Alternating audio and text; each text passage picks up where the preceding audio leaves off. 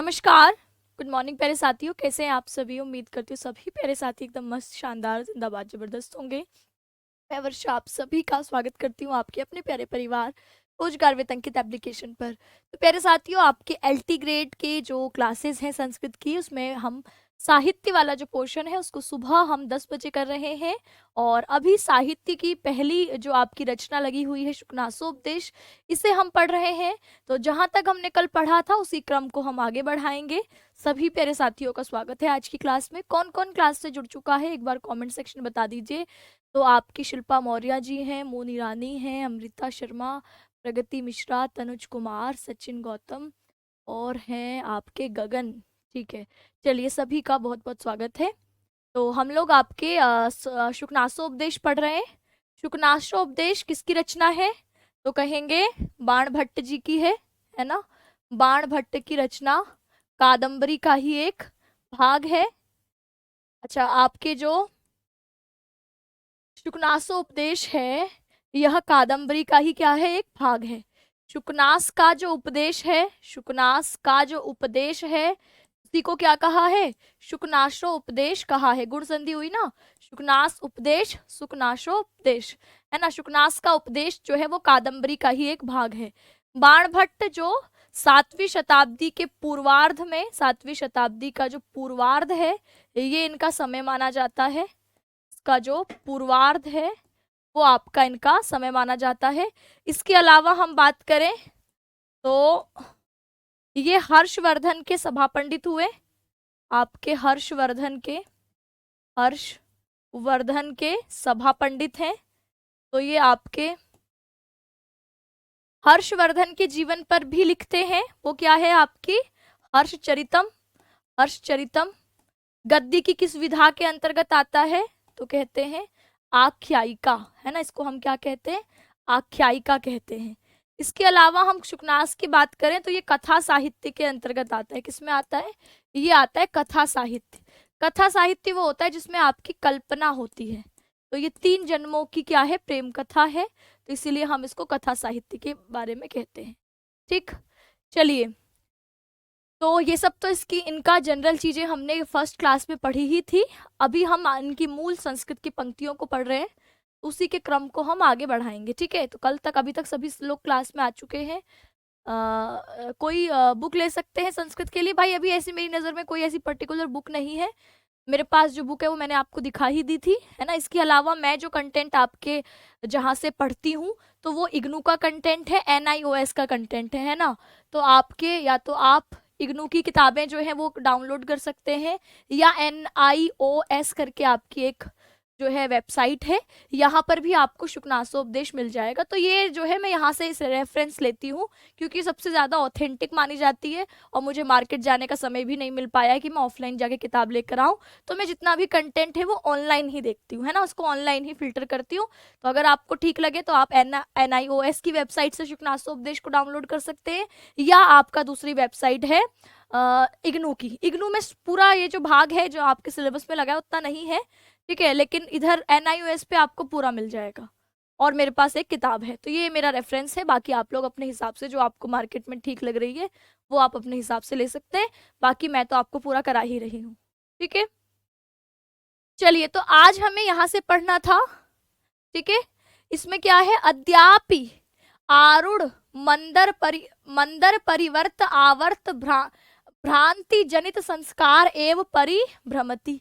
तो लक्ष्मी का स्वभाव बताया था कि लक्ष्मी कैसी है। तो लक्ष्मी जो है वह आपके किसी की विद्वत्ता को नहीं देखती, कुल वंश का मान नहीं करती, रूप को नहीं देखती, सद्गुणों को नहीं देखती। ये सब हमने कल लक्ष्मी की विशेषताएं कल देखी थी, है ना। आज हम उसी क्रम को आगे बढ़ा रहे हैं और इसमें लिखा है आपके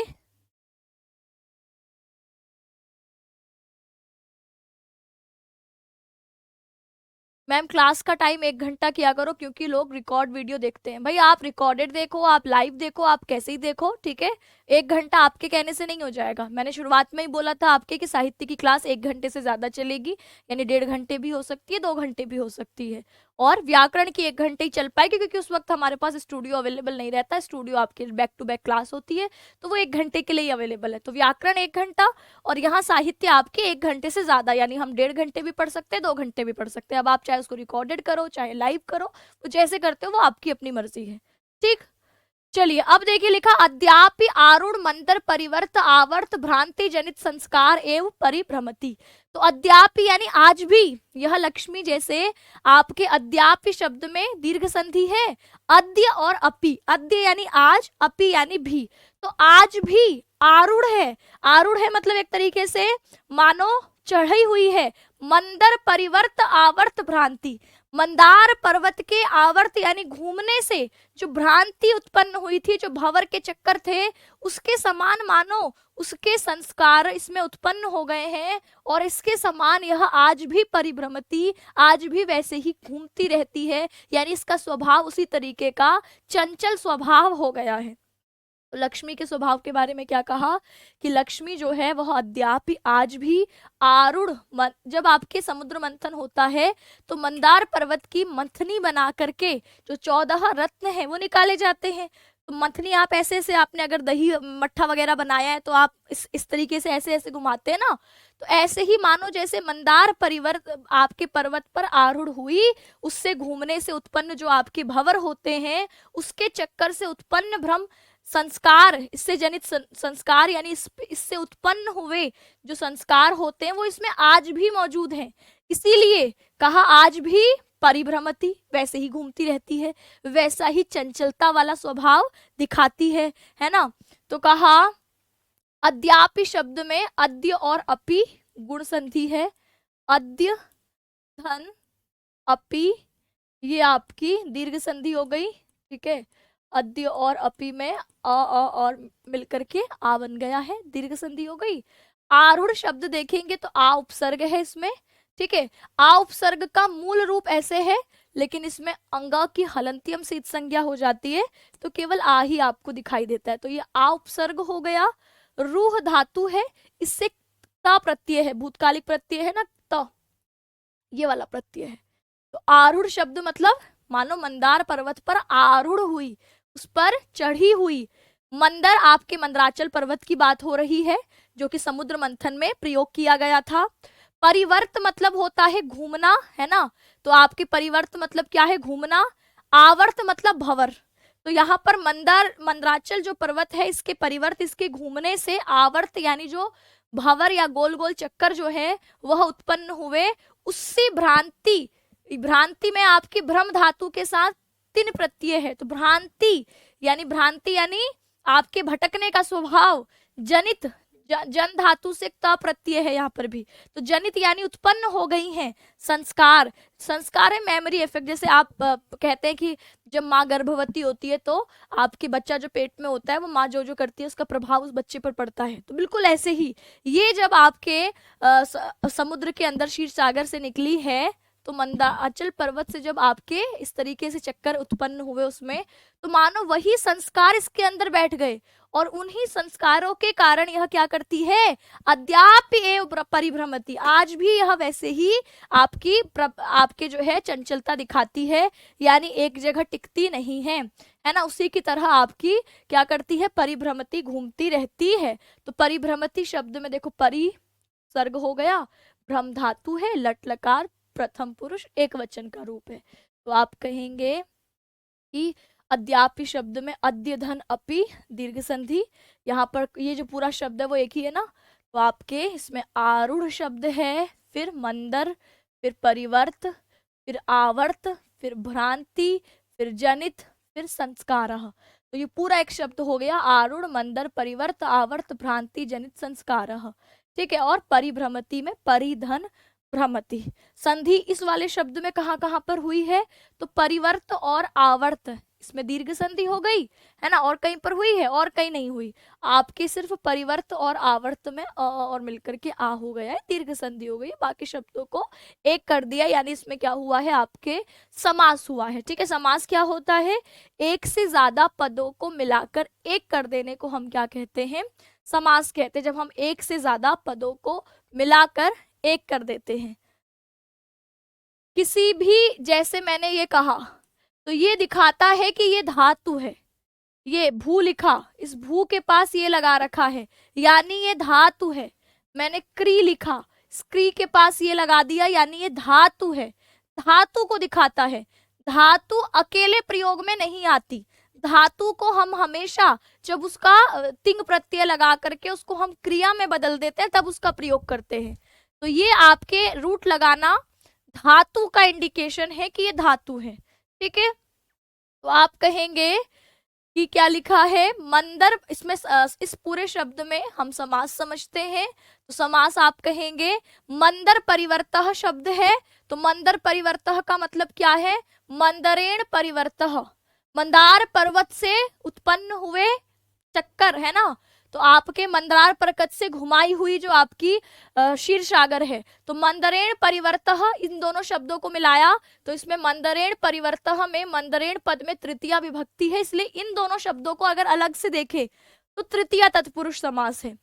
फिर है इसमें मंदर परिवर्त में एक और शब्द मिल गया आवर्त, तो इसका अर्थ हो गया मंदर परिवर्तेन आवर्तः, मंदर आपके जो मंदराचल पर्वत है उसके चक्कर से उत्पन्न आपके भंवर है ना, आवर्तः यानी उससे उत्पन्न भंवर, तो इसमें भी उससे उत्पन्न मंदार परिवर्तेन, मंदार पर्वत के घूमने से उत्पन्न चक्कर, तो से है यहाँ पर भी, यानी ये भी तृतीया विभक्ति का पद है, तो अगर इन पद को मिलाया गया है तो ये भी तृतीया है। फिर आगे लिखा है मंदर परिवर्ततात भ्रांति ही, है ना, मंदर परिवर्त आवर्तात भ्रांति ही, तो मंदार परिवर्त आपके पर्वत के घूमने से उत्पन्न भ्रांति, उत्पन्न भंवर, तो से उत्पन्न भंवर, तो यहाँ पर से उत्पन्न में आपके जो है उत्पन्न होने की बात हुई है, तो पंचमी विभक्ति है, इसमें पंचमी तत्पुरुष। फिर आप भ्रांति के आगे एक और शब्द जोड़ दे रहे हैं जनितः, मंदार परिवर्त आवर्त भ्रांति जनितः, तो इसका अर्थ क्या हो गया, मंदार परिवर्त भ्रांत्या जनितः, इस भ्रांति से उत्पन्न, तो यहाँ पर भी आपके तृतीया विभक्ति होने के कारण भ्रांतिया में तृतीया तत्पुरुष। पूरे पद को आप देखें तो ये पूरा पद अगर आपसे एक साथ पूछता है तो ये बहुव्रीहि है ना, यहाँ पर भ्रांति जनित संस्कार, भ्रांति से उत्पन्न हुए संस्कार, या भ्रांति के संस्कार, तो के संस्कार से षष्ठी हो गई, और फिर पूरे को एक साथ मिला दिया, आरूढ़ शब्द इसमें आगे जोड़ दिया कि आरूढ़ मंदर परिवर्त आवर्त भ्रांति जनित संस्कार, तो इसमें आरूढ़ संस्कार यस्याः सः, जिसमें आरूढ़ हुए हैं संस्कार ऐसी वह, अर्थात कौन, लक्ष्मी, तो लक्ष्मी के विशेषण के तौर पर ये आया है। इसके सभी पद जिसकी तरफ इशारा कर रहे हैं वह है लक्ष्मी, तो लक्ष्मी की तरफ इशारा करने से यह कैसा हो गया, बहुव्रीहि। तो ज्यादातर अगर इसमें पूछेगा तो पूरा ही पद पूछेगा कि आरूढ़ मंदर परिवर्त भ्रांति जनित संस्कार, तो आप कहेंगे इसमें बहुव्रीहि समास है, यानी जिसका संस्कार मंदराचल परिवर्तन भंवर भ्रांति से उत्पन्न हुआ हो, अर्थात ये वही लक्ष्मी है। ठीक है, उसके समान ही यह लक्ष्मी अभी परिभ्रमती एवं घूमती ही रहती है। ठीक, अब आगे बढ़ते हैं। तो आज भी मानो जैसे यह मंदराचल के घूमने से उत्पन्न भंवर की चक्कर की स्मृति या संस्कार से प्रेरित होकर यह लक्ष्मी इधर उधर घूमती रहती है, ऐसा इसके बारे में कहा। पहली लाइन सभी को समझ में आ गई? देखो, मैं एक एक लाइन करके कराने का मतलब उद्देश्य ही यही है कि सबको एक एक शब्द में स्पष्टता हो, है ना, ये आपको क्लास में ही शब्दों के अर्थ याद हो जाए। इसके बाद अगर आप मूल संस्कृत देखो तो आपके मन में सीधे हिंदी का अर्थ चलना चाहिए कि अद्यापि आज भी आरूढ़ मंदर परिवर्त आवर्त भ्रांति जनित संस्कार, मंदर पर्वत पर आरूढ़ हुई उसके घूमने से उत्पन्न होते हैं जो संस्कार, इसके समान ही परिभ्रमति आज भी यह आपकी घूमती रहती है, अर्थात चक्कर लगाती रहती है, अर्थात अस्थिरता दिखाती है, यानी भ्रमण करती रहती है, ऐसी यह लक्ष्मी। अब इसके बाद कहा मैं लास्ट में क्वेश्चंस करवाऊंगी एमसीक्यू जो आज पढ़ा रही हूं, तो अभी इसको ध्यान से सुने रहोगे तो वो क्वेश्चन सही लगा पाओगे। ठीक है, अब देखो लिखा, कमलिनी संचरण व्यति कर लग्न नलिन नाल कंटक क्षता एव न क्वचित अपि निर्भरम आवनाति आबधनाति पदम।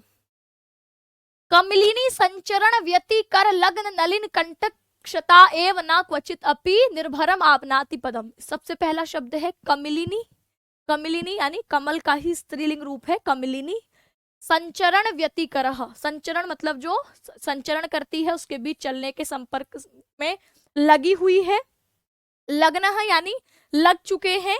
नलिन नाल कंटक, नलिन नाल होती है कमल की नाल, कंटक यानी कांटे। तो ये कमल के जो आपके कमलिनी में संचरण करने के कारण, कमल वन में संचरण करने के कारण जिस पर लग गए हैं क्या, आपकी कमल की नाल के कांटे, इससे शता, शता यानी घायल हुई, आपकी शता यानी घायल हुई। ना क्वचित अपि, नहीं कहीं भी, निर्भरम निर्भर होती, आबधनाति पदम, अपने पैरों को कहीं पर भी टिका के नहीं रखती है ना, ठहरा कर पैरों को नहीं रखती। जैसे आप कमल वन में जाओ और आपके पैरों में क्या लग जाए, कांटे लग जाए, तो अब कांटे जब आप पैर जमीन पर रखोगे तो और तेज चुभेंगे। तो ऐसे ही मानो यह पैरों को जमीन पर टिका के नहीं रखती। अब इसको कहने का लक्ष्मी की चंचलता को दिखाने के लिए आया है कि यह लक्ष्मी इतनी चंचल स्वभाव वाली है कि यह किसी के पास भी टिक कर नहीं रखती, और मानो ऐसे नहीं टिकती कि इसके पैरों में कांटे लगे हुए हैं, और यह एक जगह जैसे कांटे लगा हुआ व्यक्ति एक जगह पैर टिका कर नहीं रखता, वैसे यह किसी एक के पास टिक कर नहीं रहती है। तो क्या लिखा है, कमलिनी, कमलिनी स्त्रीलिंग शब्द है यहाँ पर, कमल का ही कमलिनी। तो आपकी लक्ष्मी का निवास स्थान भी कमल है, तो ऐसे में कमलिनी बोला है, यानी आपके इस पर संचरण करती हुई, कमलिनी पर संचरण करती हुई, इस पर चलती हुई। व्यतिकरः यानी संबंध या लगाव, लग्न जुड़ी हुई या लगे हुए, चिपके हुए, है ना। तो इसका संसर्ग जब कमलिनी पर होता है, यानी ये कमल के फूल पर या कहो कमल के वन में जब ये संचरण करती है, तो उससे लग्न चिपके हुए जो नलिन नाल के यानी कमल की नाल के कंटक यानी जो कांटे हैं, वह शता, उससे यह घायल हो जाती है। और न क्वचित अपि, और मानो वैसे ही नहीं कहीं पर भी, न क्वचित अपि नहीं कहीं पर भी, निर्भरम मजबूती से, दृढ़ता से, आबधनाती यानी बंधती है, टिकती है, पदम अपने पांव को कहीं पर भी मजबूती से नहीं टिकाती है, ऐसी यह लक्ष्मी अपना स्वभाव दिखाती है। तो यहाँ पर एक एक शब्द अगर हम देखें तो कमलिनी शब्द आपके स्त्रीलिंग प्रातिपदिक प्रथमा विभक्ति का ही रूप है। संचरण शब्द में देखें तो आपका सम उपसर्ग है ना, सम उपसर्ग के साथ चर धातु है, ल्युट प्रत्यय है, संचरण करती हुई। और व्यतिकर में वी और अति उपसर्ग है, तो वी और अति उपसर्ग में यण संधि हो गई है। क्री धातु है, क्री धातु से अप्रत्यय है, तो व्यतिकर शब्द बना है प्रथमा विभक्ति। लग्न शब्द में लग धातु के साथ भूतकाल का त प्रत्यय है, तो लग्न शब्द बन गया है। नलिन तो प्रथमा विभक्ति, नाल भी प्रथमा विभक्ति प्रातिपदिक है, कंटक भी प्रातिपदिक प्रथमा। शता मतलब शत धातु से आपके यहाँ पर त प्रत्यय हुआ है, घायल होती हुई यह, मानो आपके क्वचित, तो आपके ये तो जो है अव्यय ही हो गया है ना। क्वचित अपि यानी भी, निर्भरम यानी ये भी अव्यय पद है, दृढ़ता से, मजबूती से। आबधनाति आ उपसर्ग है, बध धातु है, लट लकार प्रथम पुरुष एक वचन का रूप है, आबधनाति पदम यानी पांव को। ठीक है, अब आगे देखते हैं। समास की बात करें तो कहा कमलिनी संचरण, तो कमलिनी संचरण में कमल पर संचरण करती हुई, तो पर कहने से यहाँ पर सप्तमी विभक्ति कमलिनीषु संचरणम, सप्तमी तत्पुरुष होगा। ठीक है, षष्ठी नहीं, सप्तमी तत्पुरुष होगा, सप्तमी तत्पुरुष। अच्छा, कमलिनी संचरण, ये दो पद मिलाए तो कौन सा हुआ, सप्तमी तत्पुरुष, कमलिनी पर संचरण करती हुई।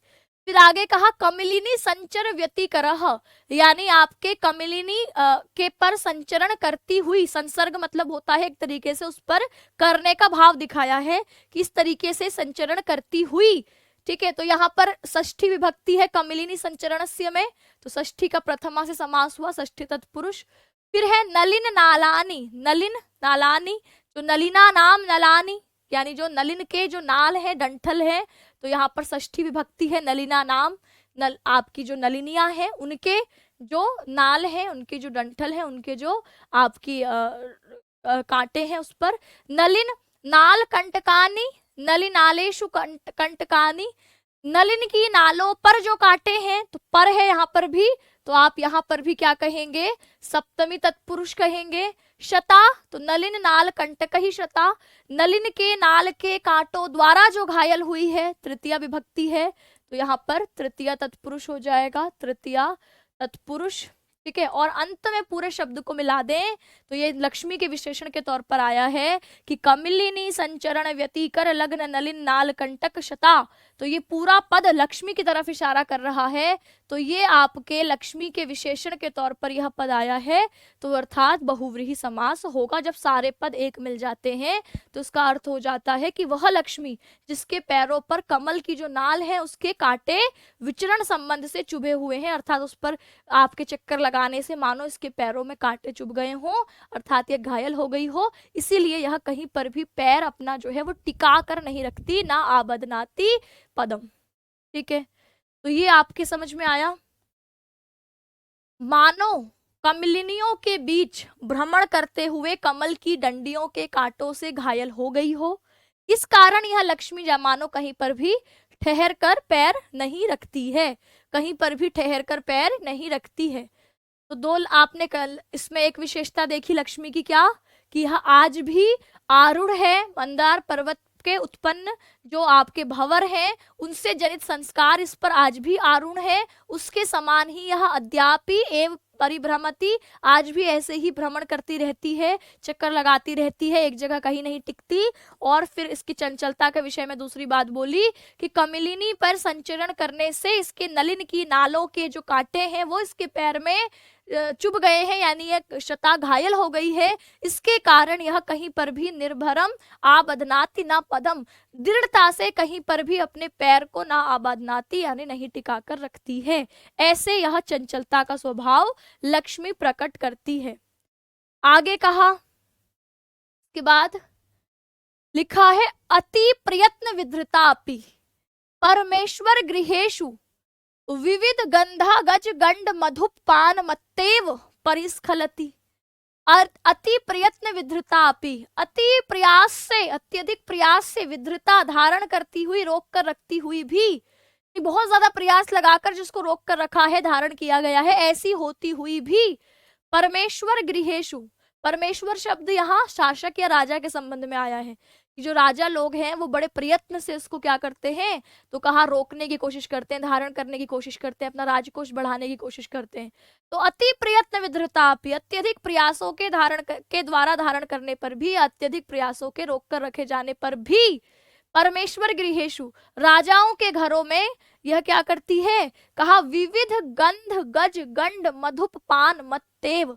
विविध मतलब अलग अलग प्रकार के, गंध गज यानी गज जो होता है हाथी, और उसके गंड मधुप पान मत्तेव, तो उसके गंड स्थलों से यानी जो उनके मद बहता है। मैंने कल आपको ये बात बताई होगी कि जो जितना जवान हाथी है उसके कानों से आपके क्या बहता है, तो मद बहता है। तो मानो उसको पी करके, है ना, तो कहा मधुप पान मत्तेव, तो उसका पान करे हुए के समान परिस्खलति, फिसल जाती है। जैसे कोई व्यक्ति आपके क्या हो, नशे में हो, तो नशे में व्यक्ति जैसे आपके फिसल जाता है, तो मानो उसी का पान करी हुई यह अत्यधिक रोके जाने पर भी परिस्खलति, निकल भागती है। तो विभिन्न सुगंध वाले जो हाथी हैं उनके जो गंड स्थल है उनसे चूते हुए जो मधुप है, मद है ना, उसको पीकर मतवाली हुई के समान यह परिस्खलति, फिसल जाती है, बहक जाती है। ठीक है, जैसे कोई शराबी व्यक्ति एकदम फिसलता हुआ सा आपके जो है डगमगाता हुआ चलता है, फिसल जाता है, गिर जाता है, ऐसी ही मानो यह लक्ष्मी जो है वह अत्यधिक प्रयासों के रोके जाने पर भी राजाओं के घरों में, परमेश्वर गृहेषु, विविध अलग अलग प्रकार के गंध, सुगंध वाले, गज यानी हाथी, गंड मधुप यानी उनकी गंड स्थलों से बहने वाले, मधुप यानी मद का पान करे कर मत्तेव मदमस्त होती हुई के समान परिस्खलति, फिसल जाती है। तो यहाँ पर अति प्रयत्न विधृता अपि, ये पहला शब्द है। तो अति प्रयत्न विधृता में एक शब्द है अति, एक है प्रयत्न, एक है विधृता।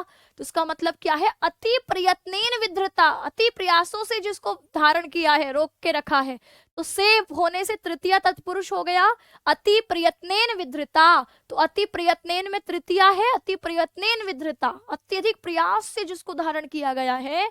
अपि भी, अत्यधिक प्रयास से धारण होने पर भी परमेश्वर गृहेषु सप्तमी विभक्ति का पद है, गुण संधि हुई है परम ईश्वर परमेश्वर, और परमेश्वराणाम गृहेषु राजाओं के घरों में, तो ये राजाओं के यानी षष्ठी विभक्ति का हो गया, षष्ठी तत्पुरुष समास। और अगर हम परम ईश्वर पद में देखें तो कर्मधारय है, ऐसा ईश्वर जो परम है, तो यहाँ पर परमेश्वर पद में हो गया कर्मधारय। और अगर मैं बोलूं परमेश्वराणाम गृहणानि, परमेश्वरों के घरों में, राजाओं के घरों में, तो इससे यह षष्ठी तत्पुरुष का पद हो गया। ठीक है, तो कहा अति प्रयत्न विधृता, बहुत मेहनत से रोकने पर, अपि का मतलब हो गया भी, है ना, परमेश्वर गृहेषु राजाओं के घरों में। फिर है विविध गंध, तो विविध गंध गज गंड मधु पान मत्ता इव, इव इव तुलना हो रही है, समान मानो, है ना। तो अलग अलग सुगंधित हाथियों के गंड स्थल से पहने वाले मधुप का पान करती हुई मत्ता मदमस्त होती हुई मानो यह लक्ष्मी परिस्खलती निकल भागती है, फिसल जाती है। तो अब यहाँ पर समास देखें तो सबसे पहला शब्द है गंध गज। तो गंध गज का मतलब क्या है? गंध युक्त गज, गंध से जो युक्त है ऐसे गज। तो यहाँ पर आपके विशेषण विशेष संबंध दिख रहा है ना, तो तुलना हो रही है कर्मधारय समास। तो सिर्फ गंध गज में कर्मधारय समास, इसी गंध गज में हम गंड जोड़ दें आगे, गंड स्थल यानी उनके जो ये बड़े बड़े कान हैं, है ना। तो कहा यहाँ पर गंध गज गंड यानी गज के गंड से, तो ये षष्ठी तत्पुरुष हो गई। फिर इसी में आगे हमने शब्द जोड़ा मधु, गंध गज मंड और गंड और मधु, तो यानी गंड से निकला हुआ मधु, तो ये आपके जो है षष्ठी तत्पुरुष। फिर पान यानी उसके सेवन से, पीन मत्ता, उसके सेवन के द्वारा जो मतमस्त हुई है, तो उसके सेवन से मदमस्त होने के कारण तृतीया तत्पुरुष। तो लक्ष्मी मानो जैसे मद्य पान करी हुई हो, और कौन से मद्य का पान कर रखा है? तो कहा जो सुगंधित हाथियों के गंड स्थलों से बहने वाला जो मत है, इसका पान करके जो मतमस्त होती हुई मानो, इव मतलब मानो जैसे, यह क्या है आपकी, यह परिस्खलती, परिधन स्खलती, तो यह क्या करती है? तो कहा राजमहलों में ठहरती नहीं है, फिसल के बाहर चली जाती है। ठीक, तो इतना समझ में आ गया कि अति प्रयत्न विधृता अपि परमेश्वर गृहेषु विविध गंध गज गंड मधु पान मत्तेव परिस्खलती, अलग अलग प्रकार के हाथियों के गंड स्थल से बहने वाले मधु का, है ना, आपके मद का पान करी हुई यह मानो परिस्खलती निकल जाती है। ठीक, आगे बढ़ते हैं आगे बढ़ते हैं।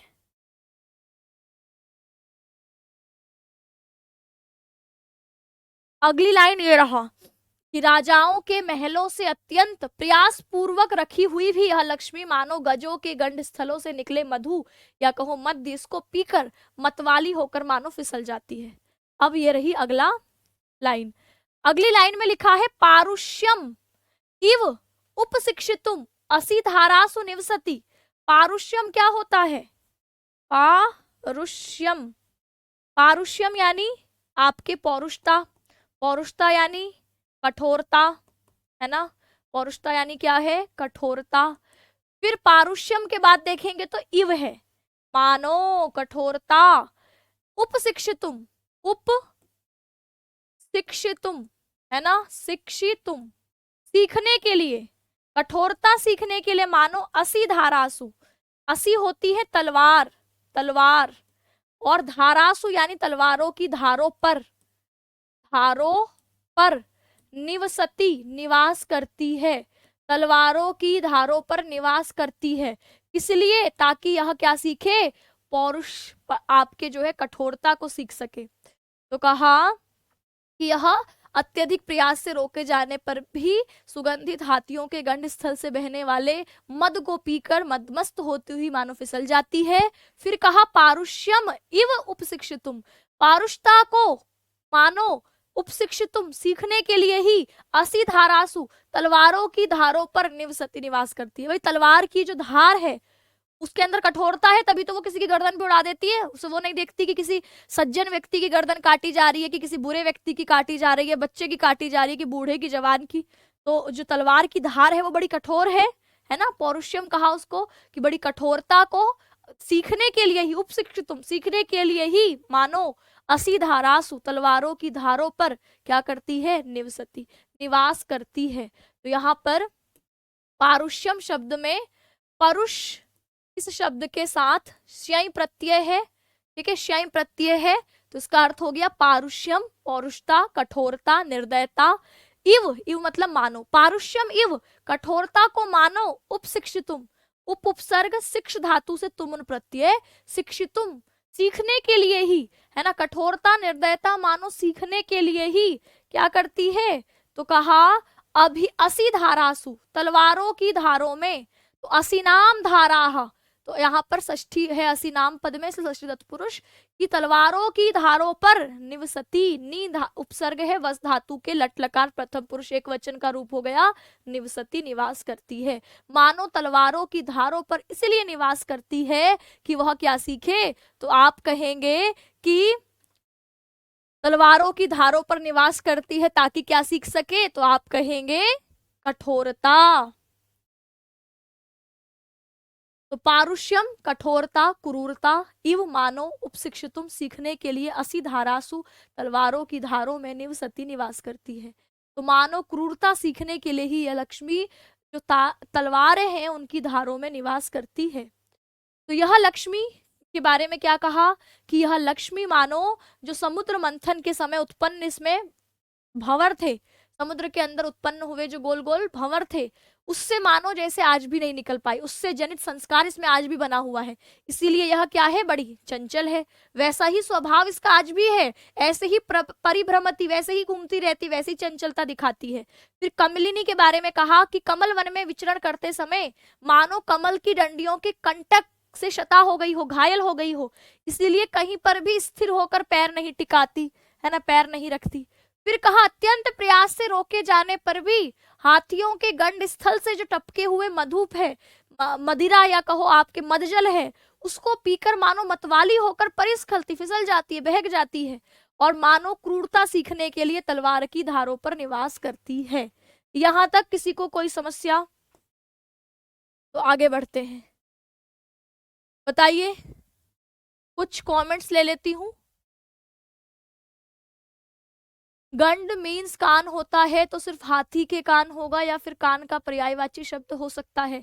यहाँ पर हाथी के गंड स्थल मतलब यहाँ पर गंड स्थल जो है वो कानों के लिए आ रहा है और हाथी के लिए ही होता है ना।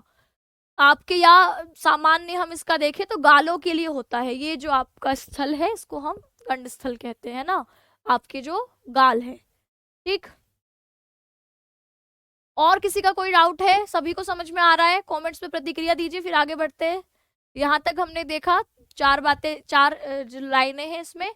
सबसे पहली बात कही कि समुद्र मंथन से उत्पन्न जो इसके अंदर संस्कार है, उसकी भंवरों से उत्पन्न संस्कार मानो आज भी बने हुए हैं, उसी के समान यह चंचलता दिखाती है, परिभ्रमण करती रहती है। कमलिनी वन में संचरण के समान समय इनके पैर में कांटे चुभ गए हैं, उससे घायल हो गई है, इसीलिए एक जगह कहीं पर भी पैर टिका कर नहीं रखती। फिर कहा जैसे बहुत प्रयास से रोके जाने पर भी राजाओं के घरों में यह जैसे सुगंधित हाथियों के गंड स्थल से बहने वाले मधु का पान करती हुई फिसल जाती है, बहक जाती है। और फिर कहा कि मान लो कठोरता सीखने के लिए ही, है ना, क्रूरता सीखने के लिए ही तलवारों की धारों पर निवास करती है, ऐसा क्रूर स्वभाव यहाँ पर लक्ष्मी अपना दिखाती है। प्रत्यय का क्या अर्थ है वो प्रत्यय टॉपिक पर समझेंगे। यहाँ जितनी बातें पूछी जा रही है उतना बताइए कि ये समझ में आया, इसका अनुवाद जो आपके निकल रहा है वो समझ में आया। प्रत्यय थोड़ी बढ़ा रही हूं मैं आपको। आगे देखते हैं, अब अगली लाइन आई है, विश्व रूपत्वम इव ग्रहितुम आश्रिता नारायण मूर्तिम। तो विश्व रूपत्वम, विश्व रूपत्वम इव यानी विश्व रूपता, यानी विश्व में सभी के रूपों को धारण करने की शक्ति, है ना, सभी के रूप धारण करने की शक्ति को क्या कहा, विश्व रूपत्वम। अब त्वम के बाद है इव, मानो, ये बार बार उत्प्रेक्षा अलंकार, मानो, उत्प्रेक्षा अलंकार में पूरा वर्णन किया गया है कि मानो जैसे आपके विश्व रूपत्व को आपके ग्रहितुम ग्रहण करने के लिए, विश्व में अलग अलग रूपों को आपके ग्रहण करने के लिए आश्रिता, आश्रित हुई है नारायण मूर्तिम। तो आपकी लक्ष्मी ने किसका आश्रय लिया हुआ है, तो भगवान नारायण का आश्रय लिया हुआ है। क्यों? ताकि वह अलग अलग रूपों को धारण कर सके। अब इसका मतलब क्या है? तो लक्ष्मी अपने अलग अलग रूप दिखाती है ना, अलग अलग स्वभाव दिखाती है। तो मानो कहा यह लक्ष्मी जो है वह नारायण को इसने आश्रय किया ही इसलिए है ताकि यह अलग अलग रूपों को धारण आपके ग्रहण करने के लिए ही नारायण पर आश्रित हुई है। ठीक, तो क्या कहेंगे? विश्व रूपत्वम, सभी के रूपों को धारण करने की शक्ति, ग्रहितुम ग्रहण करने के लिए, प्राप्त करने के लिए, आश्रिता आश्रय लिया हुआ है इसने नारायण मूर्ति, नारायण की मूर्ति को इसने सभी रूपों को ग्रहण करने के लिए ही लिया गया है। तो विश्व रूपत्वम शब्द देखेंगे तो यहाँ पर नपुंसक लिंग का शब्द है, प्रथमा विभक्ति का है, और इसमें बहुव्रीहि समास जैसे कहा विश्वस्य रूपाणि यस्मिन् तद रूपम विश्व रूपम, विश्व के रूप जिसमें होते हैं वो है आपके विश्व रूपम, और इसी का भाव कि विश्व में सभी रूपों को ग्रहण करने का भाव ही विश्व रूपत्वम शब्द बनाता है ना। तो यहाँ पर वही आपके तद्धित प्रत्यय का इस्तेमाल किया गया है, तो आपके त्वा प्रत्यय है, नपुंसक लिंग का रूप है विश्व रूपत्वम। तो विश्व में अलग अलग रूपों को जो धारण कर सके है ना, इव मानो उसी को ग्रहितुम धारण करने के लिए, ग्रहण करने के लिए, ग्रह धातु से तुमुन प्रत्यय हुआ है, तुमुन प्रत्यय में तुम जुड़ता है तो ग्रहितुम हो गया, और आश्रिता आश्रय लिया हुआ है, तो यहाँ पर श्री धातु से ता प्रत्यय है कि आश्रिता होती हुई नारायण मूर्तिम, नारायण की मूर्ति को इसने क्या बनाया है? आश्रय बनाया है। तो यहाँ पर षष्ठी तत्पुरुष हो गया, नारायणस्य मूर्ति, नारायण की मूर्ति का आश्रय इसने लिया है। ठीक, तो आप कहेंगे कि सभी रूपों को धारण करने की शक्ति, ठीक है, सभी रूपों को धारण करने की शक्ति यानी विश्व रूपता को प्राप्त करने के लिए ही यह लक्ष्मी मानो भगवान विष्णु के स्वरूप का आश्रय लेती है, अपने अलग अलग रूप सबको दिखा सके, इसी के कारण से मानो यह क्या करती है? इसने भगवान नारायण को अपना आश्रय बनाया हुआ है ताकि यह अलग अलग रूपों को क्या कर सके? धारण कर सके। फिर लिखा अप्रत्यय बहुला च दिवसांत कमलम इव समोपचित मूल दंड कोश मंडलम अपि मुंचति आपके भूभुजम। अब इसके बारे में क्या कहा? कहा अप्रत्यय बहुला, अप्रत्यय बहुला यानी अत्यंत जो अविश्वसनीय है, जिस पर हम विश्वास बिल्कुल नहीं कर सकते, ऐसी है ये लक्ष्मी। तो अप्रत्यय बहुला किसके लिए आया? लक्ष्मी के लिए। अप्रत्यय बहुला दिवसांत कमलम इव, दिवस के अंत में कमल के समान, दिवसांत यानी दिवस के अंत होने पर कमलम इव, कमल के समान। कहा समुपचित, समुपचित यानी जो संग्रहित करे हुए, मूल, मूल होता है जड़, दंड यानी जो उसकी डंठल या कहो तना है ना, उसका जो कोश है, इस मंडलम अपि आपके ये सब होते हुए भी क्या करती है? मुंचती, छोड़ देती है भूभुजम, राजा को। अब यहाँ पर श्लेष अलंकार है, श्लेष अलंकार का मतलब होता है कि आपके जहां पर हमको दोनों ही अर्थ, दो अर्थ निकल कर आए, एक ही शब्द से जहां दो अलग अलग अर्थ निकल करके आए उसको हम श्लेष अलंकार कहते हैं। तो ये जो समुपचित मूल दंड कोश मंडल है, इसके दो अर्थ हैं, एक है कमल के संदर्भ में, एक है भुभुजम राजा के संदर्भ में। तो मूल दंड कोश मंडल में मूल, अगर हम कमल के फूल के संदर्भ में देखें तो यहाँ मूल का अर्थ है जड़, और यहाँ राजा के संदर्भ में मूल का अर्थ है देश। दंड शब्द अगर हम कमल के संदर्भ में देखें तो इसका अर्थ होता है आपके जो डंठल होती है ना, ये जो आपका, जिस पर आपके कमल के फूल का तना कह दो, डंठल कह दो। यहाँ पर राजा के संदर्भ में हो गया सेना। कोश का अर्थ देखें तो कहा कोश, यहाँ पर जो क्या नाम है, कमल का जो ये वाला हिस्सा होता है, ठीक है, या ये वाला हिस्सा जो बीच का हिस्सा होता है, कोश हो गया, और यहाँ पर राजा के लिए उसका राजकोष धन। मंडलम देखें तो मंडलम यहाँ पर जो आपके पूरा कमल के फूल का हिस्सा, सामंत, ठीक है, समूह में जहाँ फूल की आपकी जो है खिलता है। और यहाँ पर मंडलम शब्द अगर हम राजा के संदर्भ में देखें तो उसका अर्थ हो गया प्रदेश, भूभुजम तो राजा है ही। तो इस पूरे का अर्थ निकल कर आता है कि जैसे अगर हम कमल के फूल देखें तो दिवस के अंत में, दिवसांत होने पर वो फूल मुरझा जाता है, जबकि उसका मूल भी ठीक है, जड़ भी ठीक है, ठीक है, और आपके जो तना है वो भी ठीक है, ठीक है। सब कुछ ठीक होने के बावजूद, यानी अगर एक फूल के मुरझाने का कारण है कि उसका तना कट गया है, उसको तने से ठीक से पोषण नहीं मिल रहा है, जड़ पानी से निकाल दी गई, तो फूल मुरझाएगा। लेकिन ये सब होते हुए भी दिवसांत होने पर, दिवस का अंत होने पर, सूर्य की किरणें ना पड़ने पर वह क्या हो जाती है, तो आपकी मुरझा जाता है जैसे फूल।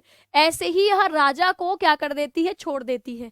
तो कहा कमल की जड़ जो आपकी डंठल होती है, कोश उसका जो बीज कोश ये वाला जो हिस्सा होता है ना, मंडलम उसका जो पूरा घेरा है, वह क्या कर देता है, तो कहा दिवसांत होने पर, यानी आपके दिवस के अंत होने पर, सूर्य के डूब जाने पर क्या करता है, तो कहा यह लक्ष्मी अत्यंत अविश्वसनीय होकर जैसे कमल की तरह है, तो सब कुछ ठीक होने पर भी मुरझा जाती है, यानी उसकी जो चमक है वो गायब हो जाती है। और राजा के संदर्भ में इसका अर्थ निकल रहा है, सूर्यास्त पर यह क्या होता है, कमल मुरझा जाता है सब कुछ ठीक होने पर भी। और राजा का जो राज्य है, उसका जो देश है, उस पर उसकी सेना का प्रभाव बिल्कुल ठीक है ना, उसकी सेना ठीक से काम कर रही है, उसकी दंड व्यवस्था समुचित रूप से चल रही है, उसका राजा का जो खजाना है वो भी आपके भरा हुआ है, खजाने में भी कोई कमी नहीं है, ठीक है। उसका जो सामंत राज्य है, घेरा है, उसमें उसका दबदबा बना हुआ है, फिर भी क्या करती है, कहा उस राजा को छोड़ देती है। कहा ऐसा होने पर भी क्या कर देती है, छोड़ देती है। ऐसी है यह अविश्वसनीय लक्ष्मी। आपके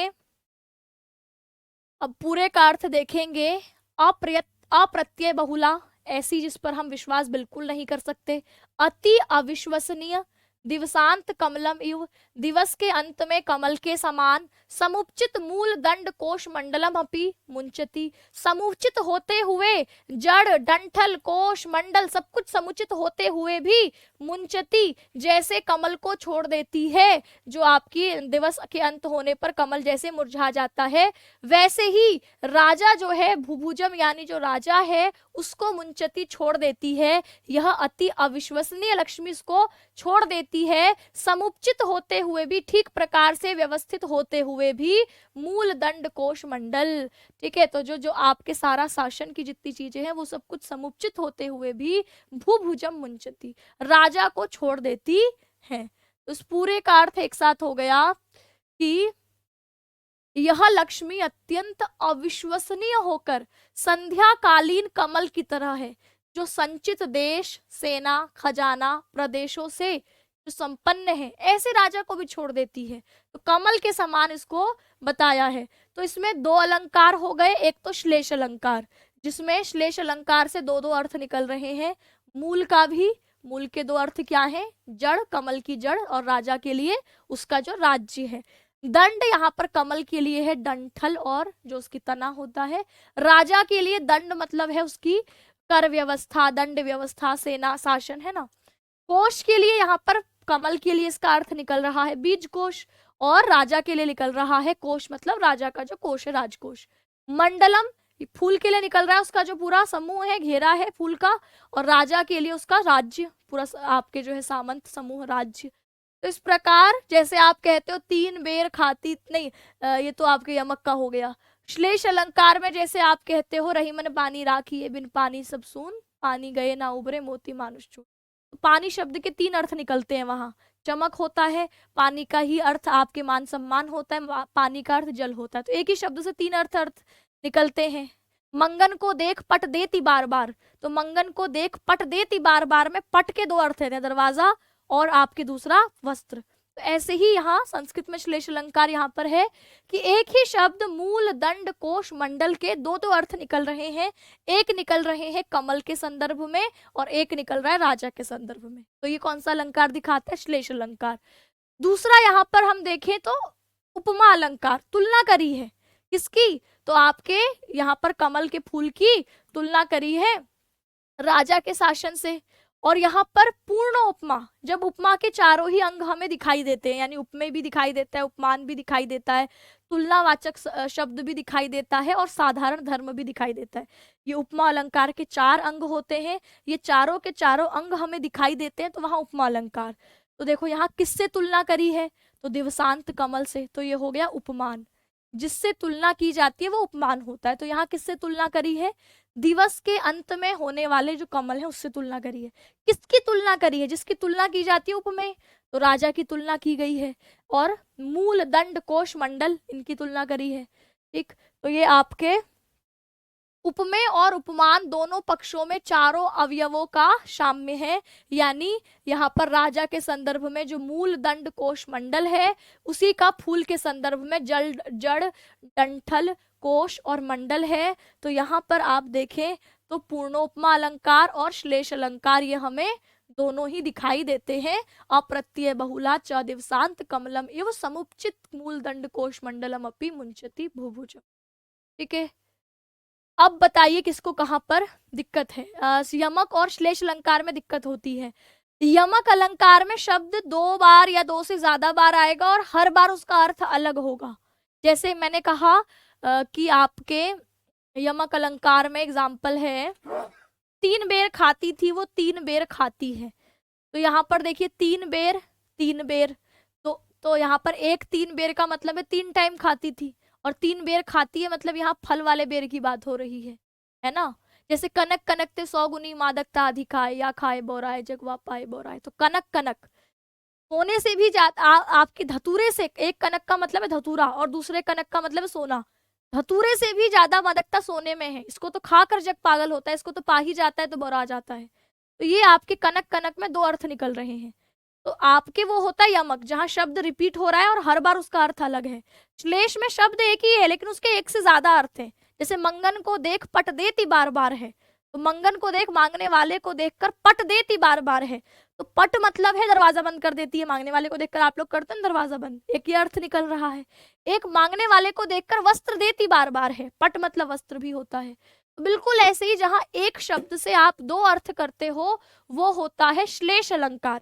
एक ही शब्द के एक से ज्यादा जहां अर्थ चिपके होंगे वो श्लेष, और जहां पर शब्द तो अलग अलग है और उनका अर्थ भी अलग अलग है।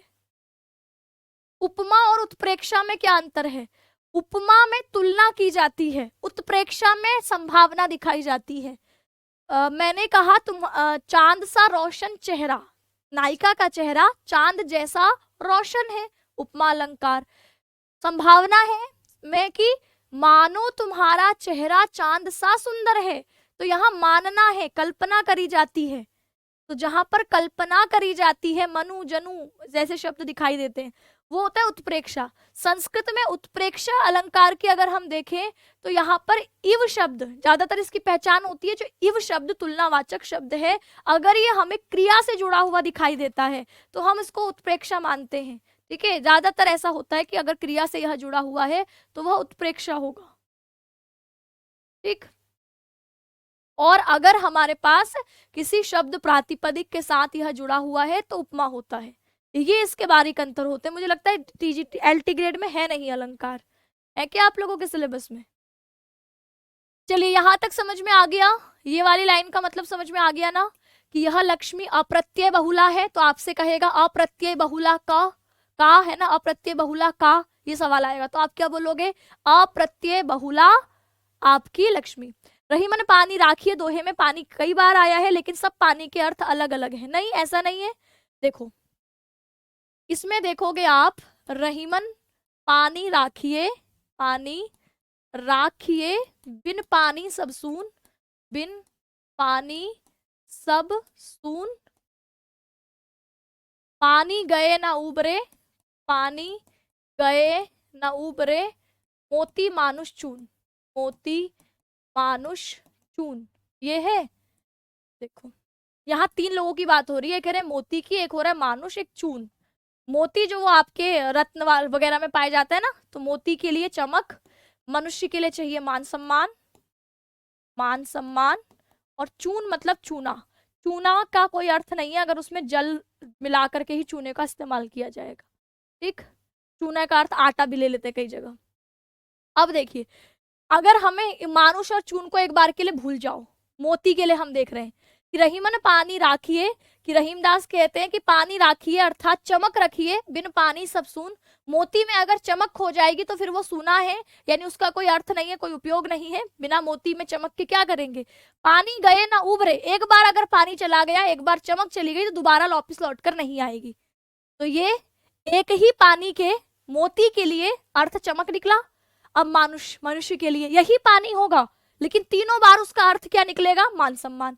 रहीमन पानी राखिए, मनुष्य के लिए कहते हैं कि रहीमदास कहते हैं कि एक बार उसका मान सम्मान बना के रखिए, क्योंकि बिना मान सम्मान के सब कुछ सूना है, सब कुछ बेकार है, सब कुछ व्यर्थ है। और पानी गए ना, एक बार मान सम्मान चला गया तो वापस नहीं आता। तो यही पानी का अर्थ दूसरे बार मनुष्य के लिए जोड़ के देख रहे हैं तो मान सम्मान निकल रहा है।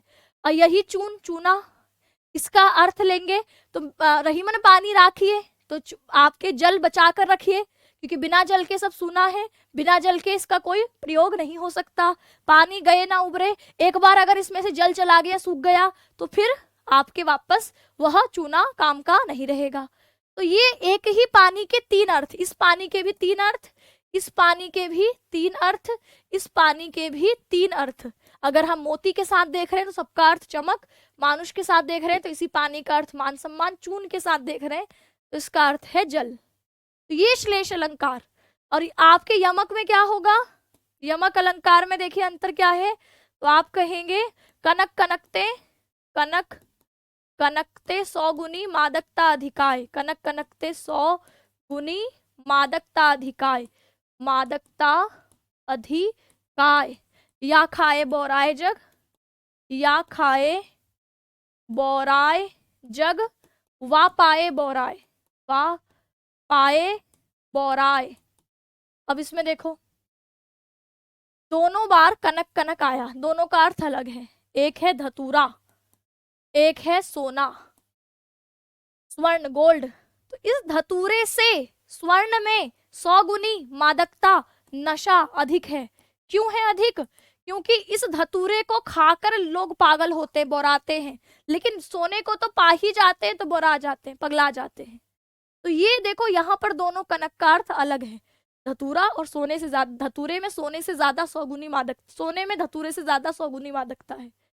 तो ये आपके एक शब्द के दो अर्थ जहां पर निकलते हैं उसको हम कहते हैं श्लेष। एक ही शब्द का अलग अलग प्रसंग में अलग अलग अर्थ। मंगन को देती पट बार बार है, तो पट शब्द के ही दो अर्थ है कि मांगने वाले को देखकर दरवाजा बंद कर देती है बार बार, मांगने वाले को देखकर वस्त्र दे देती है बाहर। एक ही लाइन के दो अर्थ निकल रहे हैं, ठीक है। यहाँ दो अर्थ नहीं, यहाँ दोनों शब्दों के अलग अलग अर्थ हैं, पर दो अर्थ नहीं है। अर्थ वही है कि कनक से ज्यादा मादकता सोने में है, क्योंकि इसको खा के बोराते हैं, इसको पा के बोराते हैं, ठीक है। चलिए, तो अब ये हिंदी में समझ में आएंगे तो तब जाके संस्कृत में समझ में आएंगे, कि हिंदी तो आपकी बोलचाल की भाषा है, पहले तो उसमें समझ में आने चाहिए। संस्कृत में तो जब अलंकार टॉपिक पढ़ेंगे तो वहां डिटेल में हम चर्चा करेंगे, ठीक है। ये समझ में आ गया कि अप्रत्यय बहुला का, तो कहेंगे अप्रत्यय बहुला शब्द यहाँ लक्ष्मी की विशेषता के लिए आया है, लक्ष्मी के विशेषण के तौर पर आया है कि अत्यधिक अविश्वसनीय यह लक्ष्मी दिवसांत कमलम इव, दिवस के अंत में कमल के समान, समुचित मूल दंड कोश मंडलम अपि, समुचित रहने पर मूल दंड कोश मंडल को भी छोड़ देती है भूभुजम, राजा को। जैसे कमल जो है वह दिवस के अंत होने पर मुरझा जाता है, सब कुछ उसका जड़ डंठल बीज कोश सब कुछ ठीक रहने पर भी उसको छोड़ देता है, यानी उसको मुरझा जाता है। तो ऐसे ही राजा को यह सब कुछ व्यवस्था ठीक होने पर भी यह लक्ष्मी छोड़ देती है। इसे हमने देखा। अप्रत्यय बहुला में नय तत्पुरुष समास है, ठीक है। कौन सा समास है? तो कहेंगे नय तत्पुरुष। नय तत्पुरुष नहीं के अर्थ में, न प्रत्यय बहुला, जिस पर विश्वास नहीं कर सकते ऐसी यह लक्ष्मी, ठीक है, जिस पर विश्वास ना किया जा सके। अब ये किसके लिए आया है? लक्ष्मी के लिए आया है। तो लक्ष्मी के लिए आने के कारण बहुव्रीहि भी हो गया कि जिस पर प्रत्ययो विश्वासो बहुलो यस्याम, न प्रत्ययो विश्वासो बहुलो यस्याम, जिस पर नहीं हो सकता विश्वास ऐसी वह, ऐसी सा, बहुव्रीहि समास। च का अर्थ और अव्यय है। दिवसांत कमलम, दिन के अंत का कमल जो क्या होता है? मुरझा जाता है। दिवसस्य अंतः दिवसांतः, षष्ठी तत्पुरुष। फिर दिवस अंते कमलः, दिवस के अंत में कमल, तो सप्तमी तत्पुरुष हो जाएगा। इव मतलब मानो, है ना, तुलना के लिए या संभावना के लिए है। समुचित जो संग्रहित है ठीक प्रकार से, जिसने आपके बढ़ा हुआ है, संग्रहित है। ऐसे मूल जड़ की बात और राजा के पैतृक राज्य की बात, दंड में डंठल और यहाँ पर सेना की बात, कोश में आपके बीज कोश और राजा के खजाने की बात, मंडलम में जो आपके फूल का घेरा है और राजा के लिए समूह उसका राज्य, इसकी बात है। और मूल दंड कोश मंडलम, इसमें समाहार द्वंद आपसे बोले मूल दंड कोश मंडलम, तो देखो यहाँ पर 4 शब्द मिलकर के एक हो गए ना, 1 2 3 4, तो ये संघात का अर्थ है कि जो मूल दंड और आपके कोश है, मंडल है, तो ये चारों में कौन सा समास है, समाहार द्वंद्व समास। समुपचित शब्द जोड़ देंगे इसमें, समुपचित मूल दंड कोश मंडलम अपि, तो फिर ये हो जाएगा बहुव्रीहि, कि ऐसा जिसमें सब कुछ सही है, मूल दंड कोश मंडल सब समुपचित रहने पर भी, संग्रहित रहने पर भी मुंचती, छोड़ दाती है। मुच धातु है, त्यागने के अर्थ में होती है, प्रथम पुरुष एक वचन का रूप है, छोड़ देती है। यह लक्ष्मी, ठीक है। भूभुजम राजा को, है ना, तो आपके भुज धातु से क्विप प्रत्यय करके भूभुज बना है, भूभुज की आपकी द्वितीय विभक्ति का रूप है भूभुजम, यानी राजा को छोड़ देती है। ठीक, तो ये अर्थ हमने समझा, आगे बढ़ते हैं। अब लिखा है लता इव विटपकान अध्यारोहति, तो यहाँ पर पहला शब्द है लता और इव, बताइए कौन सी संधि है। फिर लिखा है विटपकान, विटपकान, फिर है अधि और फिर है आरोहति, आरोहति, ठीक है। लता इव, लता के समान, विटपकान, तो विटप आपके पेड़ का पर्यायवाची होता है, विटपकान यानी पेड़ों को क्या कर देती है, आरोहती, चढ़ जाती है। जैसे एक लता पेड़ों पर चढ़ जाती है, तो आप देखते हो ना कि जो पेड़ है उस पर जो बेल, लता मतलब जो बेल होती है, जैसे आप कुछ जो है कौन सी बेलें होती हैं, करेला बेल पर लगता है ना, इसके अलावा करेले के अलावा लौकी भी बेल पर लगती है, तो उस बेल जो है वह पेड़ का आश्रय लेकर या किसी लकड़ी का आश्रय लेकर के ऊपर चढ़ती है, ऊपर की तरफ चढ़ती है। तो ऐसे ही कहा कि लता इव, लता के समान यह भी क्या कर लेती है, ऊपर चढ़ जाती है। ठीक, तो यहाँ पर आप कहेंगे गुण संधि है लता इव, तो यहाँ पर गुण संधि हो गई, ठीक है। और अधि आरोहति में ई और आ, यानी ई के बाद अ है, तो ये यण संधि का एग्जाम्पल हो गया, यण संधि का एग्जाम्पल हो गया।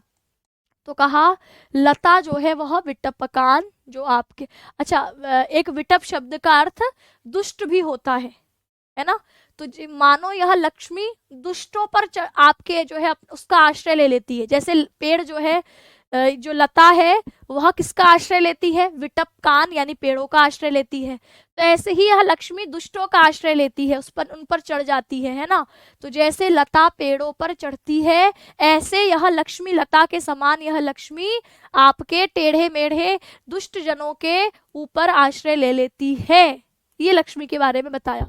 तो लता मतलब बेल या बल्ली, इव मतलब तुलना कर रखी है, मानो जैसे यह जो लक्ष्मी है वह लता के समान, विटपकान, तो एक विटप मतलब हो गया शाखा विस्तार, है ना, और एक विटप मतलब आपके बुरा व्यक्ति भी होता है। अधि ऊपर की तरफ, आरोहती चढ़ जाती है, तो विटप यहाँ पर एक हो गया वृक्ष की शाखा, और इसी श्लेष अलंकार, देखो श्लेष होता है मतलब 2 अर्थ निकल रहे हैं, तो चिपके हुए हैं 2 अर्थ। एक तो विटप का मतलब हो गया पेड़ की शाखा, है ना, और एक हो गया विट मतलब कामुक धूर्त, विट का जो मुखिया है, मतलब दुष्ट लोगों का भी जो मुखिया होता है, सरदार होता है, उनका आश्रय ले लेती है यह लक्ष्मी, उनके ऊपर चढ़ती है, उनका आश्रय ले लेती है। रूह धातु के लट लकार प्रथम पुरुष एक वचन का रूप है आरोहती। ठीक, पहले इतने का अर्थ देखेंगे कि यह जो लक्ष्मी है यह बेल की तरह टेढ़े मेढ़े वृक्षों अर्थात दुष्टों का आश्रय ले लेती है। तो यहाँ पर विटपकान शब्द में 2 अर्थ निकल कर आए, एक विटप मतलब पेड़ों पर चढ़ जाती है, एक विटप मतलब जो दुष्ट लोग हैं उन पर आश्रय ले लेती है, लता इव, लता के समान। जैसे बेल वृक्षों पर चढ़ जाती है, ऐसे यह दुष्ट लोगों के ऊपर आश्रय ले लेती है यह लक्ष्मी, यानी जितने जो दुष्ट होगा उसके पास उतना ज्यादा लक्ष्मी रहेगी, ऐसा यह बताना चाह रहे हैं।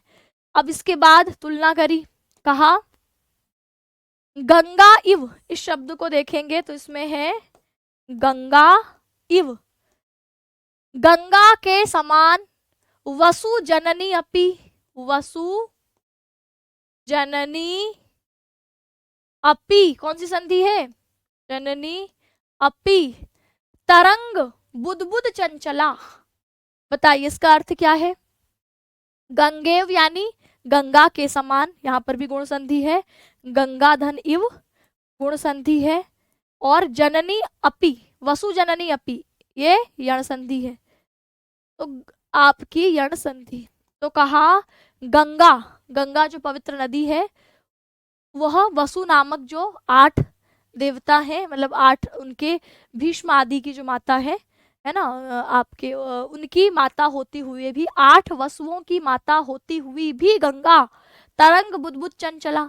अब आपके तरंगों के समान, तरंगों के बुलबुलों के समान चंचल। भाई माता का स्वभाव, 8 पुत्रों की जो माँ हो उस चंचल स्वभाव की तो नहीं हो सकती, लेकिन इसको कहा कि यह लक्ष्मी मानो उस गंगा के समान, जो 8 वसुओं की माता है उसके समान ही, तरंग के बुलबुलों के समान कैसी है? चंचल स्वभाव वाली है यह लक्ष्मी।